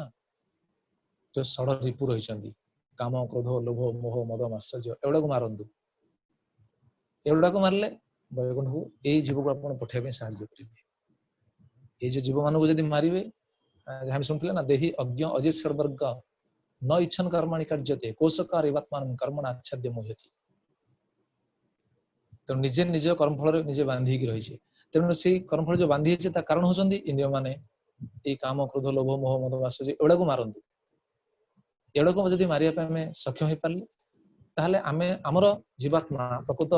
ଭଗବାନଙ୍କ ଧାମକୁ ପଠେଇବା ପାଇଁ ଆମେ ସକ୍ଷମ ହେଇପାରିବା। ଇଏ ହଉଛି ତାର ସିଦ୍ଧାନ୍ତ। ହରେ କୃଷ୍ଣ। हरे कृष्ण। श्रीकांत प्रभु जी, सुनील कुमार श्रीकांत राउत जी। से लिखते we want to know how we know perfect sadhu or perfect guru ବା perfect ସାଧୁଙ୍କୁ କିପରି ଚିହ୍ନିବା? ଆଚ୍ଛା, ଜଣେ ପଚାରିଛନ୍ତି ପରଫେକ୍ଟ ଗୁରୁ ପରଫେକ୍ଟ ସାଧୁ କେମିତି ଚିହ୍ନିବା? କିଏ ପ୍ରଶ୍ନ କରିଛନ୍ତି? ସୁନୀଲ କୁମାର ରାଉତ। ଆଚ୍ଛା, ତେଣୁ ଦେଖନ୍ତୁ, ପ୍ରକୃତରେ ଯେମିତି ଆମେ କଥା ମାଧ୍ୟମରେ ଆମେ ଶ୍ରବଣ କଲେ, ଆମର ଚକ୍ଷୁ ନାହିଁ, ଲୋଚନହୀନ ନରସ୍ୟ ମୁକୁରଂ କିଂ କରିଷ୍ୟତି, ଶୁଣିଲେ ନା? ଚକ୍ଷୁ ଯାହାର ନାହିଁ ସେ ଦର୍ପଣକୁ କେମିତି ବୁଝିବ? ଦର୍ପଣ ମହିମା କଣ ବୁଝିବ ବା ଦର୍ପଣ ତାର କଣ କାମରେ ଲାଗିବ? ଠିକ ସେଭଳି ଆମେ ତ ଅଜ୍ଞ, ଆମର ତ ଜ୍ଞାନ ନାହିଁ, ଆମର ତ ବୁଦ୍ଧି ନାହିଁ, ଆମେ ସାଧୁଙ୍କୁ ଚିହ୍ନିବା କେମିତି? ଇଏ ଗୋଟେ ପ୍ରଶ୍ନ। ତେଣୁ ତାର ଉତ୍ତର ହଉଛି ଶ୍ରୀଲ ପ୍ରଭୁପାଦ ମହାରାଜ କହିଛନ୍ତି ଏବଂ ଶ୍ରୀଶ୍ରୀମଦ୍ ଗୌରଗୋବିନ୍ଦ ଗୋସ୍ୱାମୀ ଗୁରୁ ମହାରାଜ ତାକୁ ଦୃଢତାର ସହିତ କହିଛନ୍ତି, ସାଧୁଙ୍କୁ ଚିହ୍ନିଲା ଭଳି ଯୋଗ୍ୟତା ଆମର ନାହିଁ। ତେଣୁ ଆମେ ଯଦି ଉପଯୁକ୍ତ ସାଧୁଙ୍କୁ ପାଇବା ପାଇଁ ବ୍ୟାକୁଳିତ, ଆମ ଜୀବନକୁ ସାର୍ଥକ କରିବା ପାଇଁ ଯଦି ଆମେ ପ୍ରକୃତରେ ବ୍ୟାକୁଳିତ, ତାହେଲେ କ୍ରନ୍ଦନ କରନ୍ତୁ, ଭଗବାନଙ୍କ ପାଖରେ କ୍ରନ୍ଦନ କରନ୍ତୁ। ଉପଯୁକ୍ତ ସାଧୁଙ୍କୁ ଭଗବାନ ଆପଣ ପାଖକୁ ପହଞ୍ଚିବା ପାଇଁ ବ୍ୟବସ୍ଥା କରିବେ। କେମିତି କରିବେ ସେଟା ସେ ଜାଣନ୍ତି, ଆମେ ଜାଣିନେ। ଭଗବାନଙ୍କୁ ପାଇବା ପାଇଁ ଯଦି ମନରେ ବ୍ୟାକୁଳତା ରହିଛି, ତାହେଲେ ଭଗବାନ ବ୍ୟବସ୍ଥା କରିବେ, ସାଧୁ ସଂଘର ସୁଯୋଗ ଦେବେ। ଉପଯୁକ୍ତ ସାଧୁ କିଏ ଆମେ ଜାଣିନେ, ଆମେ ଦେଖିକି ଜାଣିପାରିବାନି। କିନ୍ତୁ ସେଇ ବ୍ୟାକୁଳତା ଯଦି ରହିଛି, ତାହେଲେ ଭଗବାନ ଏମିତି ବ୍ୟବସ୍ଥା କରିବେ, ଯେତେବେଳେ ଆମେ ସାଧୁଙ୍କୁ ଦେଖିବା ସେ ସମୟରେ ଜଣା ପଡିଯିବ, ହଁ ଇଏ ହଉଛନ୍ତି ପରଫେକ୍ଟ, ଇଏ ହଉଛନ୍ତି ରାଇଟ। ସେଟା ପରମାତ୍ମା ଆପଣଙ୍କୁ ଭିତରୁ ପ୍ରମ୍ପଟିଂ କରିବେ, ଯଦି ଉପଯୁକ୍ତ ଭାବେ ଆମର ସେଭଳି ଦୃଢ ବ୍ୟାକୁଳତା ରହିଛି ଭଗବାନ ପାଇବା ପାଇଁ। ଆମର ମହାରାଜ କୁହନ୍ତି, ହରିଦାସ ମହାରାଜ କୁହନ୍ତି, ପ୍ୟୁର ଡିଜାୟାର ସିଓର ସକ୍ସେସ। ଯଦି ପ୍ୟୁର ଡିଜାୟାର ରହିଛି ସିଓର ସକ୍ସେସ। ଆଚ୍ଛା, ପ୍ରମାଣ କିଛି ଅଛି କି? ଉପରେ ପ୍ରମାଣ ବି ଅଛି। ଦେଖନ୍ତୁ, ଧ୍ରୁବ ମହାରାଜ କାମନା ନେଇକି ଯାଇଥିଲେ। ଧ୍ରୁବ ମହାରାଜଙ୍କର ଇଚ୍ଛା ଥିଲା କଣ? ଭଗବାନଙ୍କୁ ବହୁତ ଧାମକୁ ଯିବା ପାଇଁ ଇଚ୍ଛା ନଥିଲା। ଧ୍ରୁବ ମହାରାଜଙ୍କ ଇଚ୍ଛା ଥିଲା, ମୁଁ ଗୋଟେ ଏମିତି ଆସନ ପାଇବି, ଏମିତି ଗୋଟେ ସିଟ୍ ପାଇବି, ଯେଉଁ ସିଟରେ କେହି ବସିନଥିବେ। ମୋ ପିତା ବସିନଥିବେ, ତାଙ୍କ ପିତା ବସିନଥିବେ, ପ୍ରପିତା ବସିନଥିବେ, କେହି ବସିନଥିବେ, ସେ ମାଗିଥିଲେ। ଅର୍ଥାତ୍ କହିବା ତାତ୍ପର୍ଯ୍ୟ, ସକାମ ଭାବନା ନେଇକି ଧ୍ରୁବ ମହାରାଜ ଯାଇଛନ୍ତି, କିନ୍ତୁ ଉଦ୍ଦେଶ୍ୟ ରହିଛି କଣ? ମୁଁ ଏଟା ମାଗିବି କାହାଠୁ? ଭଗବାନଙ୍କଠୁ। ଭଗବାନଙ୍କୁ ସାକ୍ଷାତ କରିବି, ଭଗବାନଙ୍କୁ ମାଗିବି। ତେଣୁ ଯେହେତୁ ଭଗବାନଙ୍କୁ ପାଇବା ପାଇଁ ତାଙ୍କ ମନରେ ବ୍ୟାକୁଳତା ରହିଛି, ସେଥିପାଇଁ ଭଗବାନଙ୍କ ବ୍ୟବସ୍ଥାରେ ଦେଖନ୍ତୁ ନାରଦ ମୁନି ଆସି ପହଞ୍ଚିଛନ୍ତି। ତେଣୁ ଆମେ ଧ୍ରୁବ ମହାରାଜ ସାଧୁଙ୍କୁ ଖୋଜିବା ପାଇଁ ଯାଇନଥିଲେ। ଧ୍ରୁବ ମହାରାଜ ଜାଣିନଥିଲେ ସାଧୁ କିଏ, କିନ୍ତୁ ଧ୍ରୁବ ମହାରାଜଙ୍କ ପାଖକୁ ସାଧୁ ଆସି ପହଞ୍ଚିଲେ। ତେଣୁ ଆମର ଯଦି ବ୍ୟାକୁଳତା ସେଭଳି ରହିଛି, ତାହେଲେ ଆମେ ଆପେ ଆପେ ସାଧୁଙ୍କୁ ପ୍ରାପ୍ତ ହବା। ଏଟା ଭଗବାନଙ୍କ ବ୍ୟବସ୍ଥା, ଭଗବାନ ଆମକୁ ସାହାଯ୍ୟ କରିବେ। ହରେ କୃଷ୍ଣ। हरे कृष्ण श्रीकांत क्वेश्चन आचार्य करछन्ती श्रीनिवास लीला दास से कहउछन्ती प्रभु बहुत सुंदर आपन प्रवचन रहला आजिरो ताको प्रश्न हला how do we see various books available in temple bookstall which is apart from the list you said today जो सब विभिन्न बही गुड़िक रही आम टेम्पल बुक स्टॉल रे से सब गुड़िक एई लिस्ट बाहर ए गुड़िक केमती दर्शन करबा से सब गुड़िक available in the which is apart from list how we see आमे गुड़िक केमती बुझिबा ए सब बही गुड़िक आमे से श्रवण कले नहीं कि आमे श्रवण कले सात्विक राजसिक तामसिक किंतु जोंटा भगवत उन्मुखी कराए जीवर अंतःकरण को शुद्ध कराए एवं भगवत उन्मुखी कराए एवं से अनुमोदित शास्त्र सब होचंदी सात्विक सेगुड़ा ग्रहणीय से आमर जो आपण जो प्रश्न करछन्ती हमर स्टॉल ले बहुत ग्रंथ रहिछि कि जत्ते ग्रंथ रहिछि आपण देखंतु से ग्रंथ भितर कोनसी देवता पूजार महिमा प्राय नथिबो सब ग्रंथर प्रतिपाद्य विषय होछि भगवानकर भक्ति से कथा हम श्रवण कलेनि कि से श्लोक हम से कथा श्रवण करथिले ना जच्च अनुकूलमेतस्य तच्च शास्त्र प्रकीर्तितम जो सब शास्त्र ए सब अनुकूल क्यों सब अनुकूल ये जो वेद भारत पंचरात्रकम एवं मूल रामायणस्य एमानकर अनुकूल अच्छा एमानकर सिद्धांत कोन एमानकर सिद्धांत होछि मुख्यतः भगवत प्राप्ति तेणु भगवान को पाइया पे जो शास्त्र गुड़ाक अनुकूलता स्वीकार करछन्ति बा कोन ई सब शास्त्र मानक सहित जो माने संबंधित अनुकूल अर्थात ये जो देवता पूजा तामसिक राजसिक से विषय कह जायनि तेणु आमर जो प्रश्न जो अछि आपनकर स्टॉल विभिन्न शास्त्र अछि कि जत्ते शास्त्र देखुचंती से सब शास्त्र कोन से सब शास्त्र होछि अनुकूल आ विशेष करी डायरेक्ट जेमिति आमर प्रश्न अच्छा ताहले एते शास्त्र कहीं रहिछि गीता तो रहिछि भागवतम रहिछि चैतन्य चरितामृत रहिछि हम जानछि एते शास्त्र कहीं रहिछि एते शास्त्र रहिछि एथि पई कारण जीव कहउछन्ती हम पाखरे समय नै पढिया पई जेमिति हम भागवतम जणु प्रीचिंग करी दवा पई चाहिबा से तो देखि दबो 18 खंड बही से 18 खंड बही देखिल तो से बिल्कुल प्रस्तुत हो नवा पे तेणु ताकू बुझिया पे गोटे जेकोसी बही आम दे दे कि जेकोसी बही दौचे देख से बही रे से ग्रंथ भितर से सिद्धांत को आम सब पाचे से सब पढ़ला देखिए सी धीरे धीरे विचार कर अरे ये श्लोकटा लिखा है भागवतम अच्छी से भागवत पढ़ा इच्छा कर बहुत भक्तर अनुभव अच्छी बहुत भक्त मुखर श्रवण कर छोटिया छोटिया बही नहीं छोटिया बही नहीं पढ़ी थे गीता पढ़ा इच्छा करते भागवत पढ़ा इच्छा करते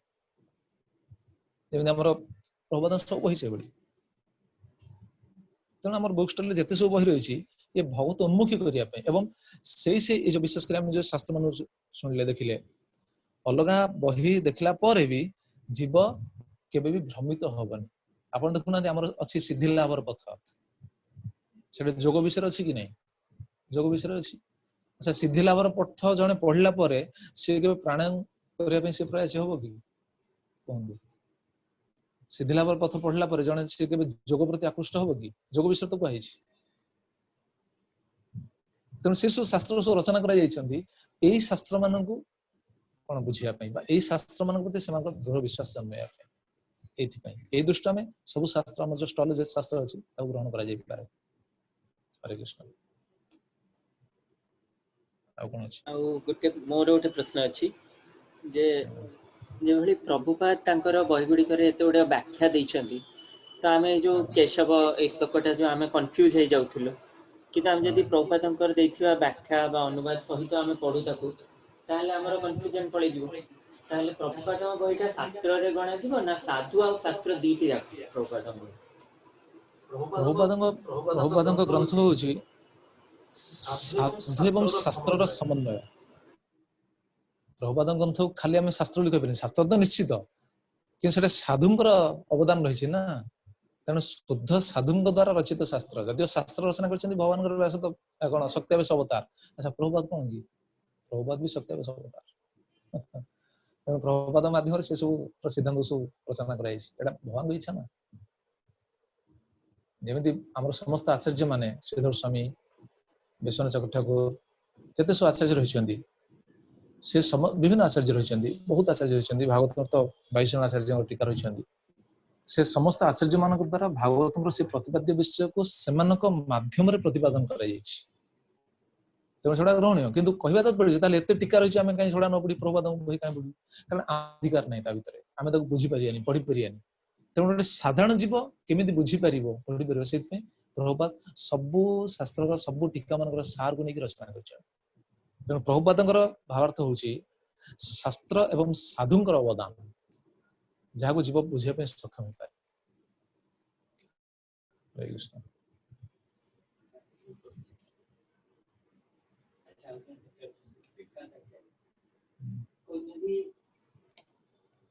श्रीनिवास लीला प्रभु पचारुछंती एकादशी महात्म्य रे बहुत सारा आशीर्वाद रही many benediction seems to be mundane और material blessings so is it rajasic और सात्विक शास्त्र एकादशी महात्म्य? हाँ एकादशी महात्म्य जमी प्रश्न आसुची एकादशी महात्म्य बहुत कथा रही किंतु एकादशी महात्म्य मुख्य अर्थ कौन एकादशी एकादशी दुईटी फल कहुई गोटे हूँ भौतिक फल गोटे हूँ आध्यात्मिक फल पारमार्थिक फल किंतु प्राय एकादशी देखा जाए भौतिक फल ही कौन कह ग्लोरीफाई कराई एकादशी कले तुम यही फल पाइब एकादशी कले पाप क्षय हम एकादशी कले से पुण्य फल पाइब प्राय एकादशी से लिखाई कहीं भली अच्छी क्यों शास्त्र परिगणित हम से एकादशी क्यों तिथि जाए आप विचार करूँ आप निजे प्रश्न करूँ निज आम कहे एकादशी कौन माधव तिथि भक्ति जननी जतने पालन करी एकादशी होती माधव तिथि भक्ति जननी जतन पालन करा जानी एकादशी जदि माधव तिथि भक्ति जननी ताले सेठे जो ये गणफल गुड़ा कहीं कही गणफल कही साधारण जीव जेहेतु एकादशी करूनी साधारण जीव जब एकादशी कर कथार मुझे शुणिले ना ताकू लोभ देखा लोभ देखे अलग शास्त्र भी लोभ देखा जाइए किंतु अलग शास्त्र जो लोभ देखा से लोभ देखला फल से शास्त्र प्रति लोभी होती सीमित रही जाती तार आत्यंतिक फल पाना कि एकादशी जन करुच्ची एकादशी ये जो गौण फल प्रति जड़े आसक्त होसी एकादशी करें कि एकादशी कला से गौण फल पाइबनी गौण फल सहित सी पाइब मुख्य फल एकादशी फल भक्ति तेणु से एकादशी कौन लोभ सृष्टि से आसी याजन करी फल पाइब मुख्य फल कृष्ण प्रेम भक्ति पाइब तेणु यहाँ क्यों शास्त्र विचार कर विचार कर निश्चित उन्नत शास्त्र भक्ति प्रदायक शास्त्र। हरे कृष्ण।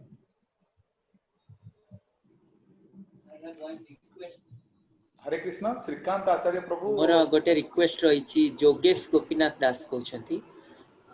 से रिक्वेस्ट है जे केशवम पतितम दृष्टा श्लोकटा आउ थे आप कहबे उच्चारण। अच्छा ठीक है केशवं पतितं दृष्ट्वा द्रोण हर्षम उपागतः कौरवा रुदन्ति सर्वे हा केशव यह श्लोक केशवं पतितं दृष्ट्वा द्रोणं हर्षम उपागतः रुदन्ति कौरवा सर्वे हा केशव ठीक है। हरे कृष्ण। हरे कृष्ण प्रभु जी दंडवत प्रणाम। हरे कृष्ण दंडवत प्रणाम। हरे कृष्ण प्रभु जी दंड पंचांग प्रणाम। मु तुंग विद्या तनुश्री देवीदासी बलराम देश यात्रा बहरीन को राधा रचना प्रभु वैष्णवी प्रभु जी मु आपन को बहुत धन्यवाद जनाऊची आपण एते सुंदर साधु एवं शास्त्र विषय व्याख्यार सब कहिले एंड आपण को एते आलोकित करले सेति आपन को बहुत बहुत धन्यवाद। आ गोटे लास्ट क्वेश्चन प्रभु जी मु पछरिया को चाहे क्वेश्चन होची जे जो शास्त्र ऊपर टीका टिप्पणी हमर बड़ बड़ वैष्णव आचार्य माने करी जाई छंती से टीका टिप्पणीटा हमें को कैटेगरी बा को विभाग रे हमें नबा माने को माने शास्त्र रो को विभाग रे सेटा जीवो जो बड़ बड़ वैष्णव आचार्यंकर टीका टिप्पणीटा जेमति कि रूप गोस्वामी जत्ते सब वैष्णव आचार्य माने टीका टिप्पणी करछंदी से समस्त टीका टिप्पणी होचंदी कोन भक्ति उन्मुखी से सब भक्ति रे हमको सहाय्य करंदी तेनु भक्ति जेहेतु सहाय्य करंदी से क्यों कैटेगरी जीव आपण जे विचार करंतु भागवतम को बुझिया पे सहाय्य करछंदी तेणु जेहेतु भागवतम को बुझिया पे साहाଯ୍य करछन्ती भक्ति से सब सहायक होउछन्ती तेणु से निश्चित सात्विक सात्विक कोन से शुद्ध सत्य भागवतम को तमे सत्य बोली कहि परैनी शुद्ध सत्य स्तर सुधा सत्व हां निश्चित हरि बोल thank you Prabhu Hare Krishna finally vote of thanks मो दबा को चाहूची ଆଉ ଆଜିର ଏଇ ଏନଲାଇଟିଂ କ୍ଲାସ ପାଇଁ ଆପଣଙ୍କୁ ଅନେକ ଅନେକ ଧନ୍ୟବାଦ ଆଉ ସମସ୍ତ ଭକ୍ତ ବୃନ୍ଦ ଆଜିର ଯୋଉ ଫୋରମ ରେ ଅଛନ୍ତି ସେମାନଙ୍କୁ ବି ମୋ ଆଉ ମୁଁ ଆପଣ ଆଗକୁ ଆମକୁ ଏମିତି ଏତେ ସୁନ୍ଦର କରିଛନ୍ତି ଆପଣ मोर बहुत डाउट थिला माने जोड़ा मु पाउ नथिली एंड बाबूजी बहुत बहुत धन्यवाद एंटायर भक्तवृंद तरफ कल्याण देश सीमांत द्वीप मथुरा देश सनातन देश एवं भुवनेश्वर ओडिसा रो जेते भक्तवृंद जॉइन करछंदी सेमान को मध्य मोर धन्यवाद जे सेमान एते सुंदर आयोजन करिसंती आ जय जगन्नाथ समस्त को जणैली मु आ धन्यवाद प्रभु जी हरे कृष्ण प्रभु धन्यवाद तो हरे कृष्ण आपनकर व्याख्या आमे भाबुथल हमर जने प्रभु काली मु टिके संध्या रे थली माने प्रभु पचली प्रभु आमे प्रसंग कोन रखिया प्रभु कहले साधारण छोट मोट प्रसंग रखलु जोटा कि समस्त को गोटा सुनिया पे ठीक हबो मु कहले हां ठीक अछि त हमर एमति कथोपकथन साधुगुरु शास्त्र किंतु ता भीतर जे एते गुण तत्व रहिछि रहस्य रहिछि तत्व रहिछि सेटा केवल साधुंकर संगरु ही हमें बुझी परिबा ताला एटा छै आज आपनकर प्रवचन माध्यम एटा होछि प्रमाण जो हमें छोट काटा जो धरन धरुछंती सेटा नह ये कोन गुरुतर तत्व सो बहुत धन्यवाद प्रभु आपण बहुत किछिर विषय आज चर्चा करले एवं बहुत किछि ऊपर हम आलोकपात करले तो अन्य मानकर रिक्वेस्ट जे हमें प्रभुଙ୍କ सहित केमती परवर्ती समय रे हमें जोड़ी परिबा तनो हम एई भली कृपा करिवे प्रभु ठीक है आपण हमको आशीर्वाद करंतु ठीक है प्रभु ठीक है आपण ने जोगाजोग रखिबे मैं अमृतेश प्रभुଙ୍କ सहित जोगाजोग रखंतु म ताको से मीटिंग एंड करिया पूर्व अमृतांश प्रभु को टिके जण दो प्रभु हमर रिकॉर्डिंग टा किंतु मझरे गोटे बंद ही गला तो काइंडली एटा को ऑडियो टिके शेयर करिवे अच्छा व्हाट्सएप पे कथा प्रभु अमृतेश प्रभु तो समस्त जोड़ी हेतिबा समस्त भक्त वृंद को हमर दंडवत प्रणाम एवं धन्यवाद तो एई भली एई उपसागरीय देश मानकरे रहुतिबा भक्त मानकर मिलित उद्यम रे आजिर एई चतुर्थ सप्ताह रो भगवत कथा आज उद्यापित होईची तो एई भली आपण मानकर श्रद्धा एमती लागि रहू और समस्ते एई भली एई प्रत्येक शुक्रवार रो एई संध्या समय भारतीय समय संध्या समय यही कार्यक्रम आम जारी रहिबो तो समस्त अनुरोध तो समय पूर्वर आज आम देखुलु जे अनेक भक्त माने शेषालु जॉइन करछंती तेणु समस्ते जदि आपण यार सूचना पागरु पाइछंती तेणु दया करी आपण भारतीय समय 6:30 एवं आम उपसागरीय बाहरी बलराम देश सनातन धाम रो समय हला 4टा समय 10 मिनिट पूर्वर जदि आपण माने जॉइन करिवे निश्चित भाव आम समस्त शुद्ध भक्तंकर मुखर निश्चित अमृत वाणी को आस्वादन कर परिबा आ गोटे कथा हला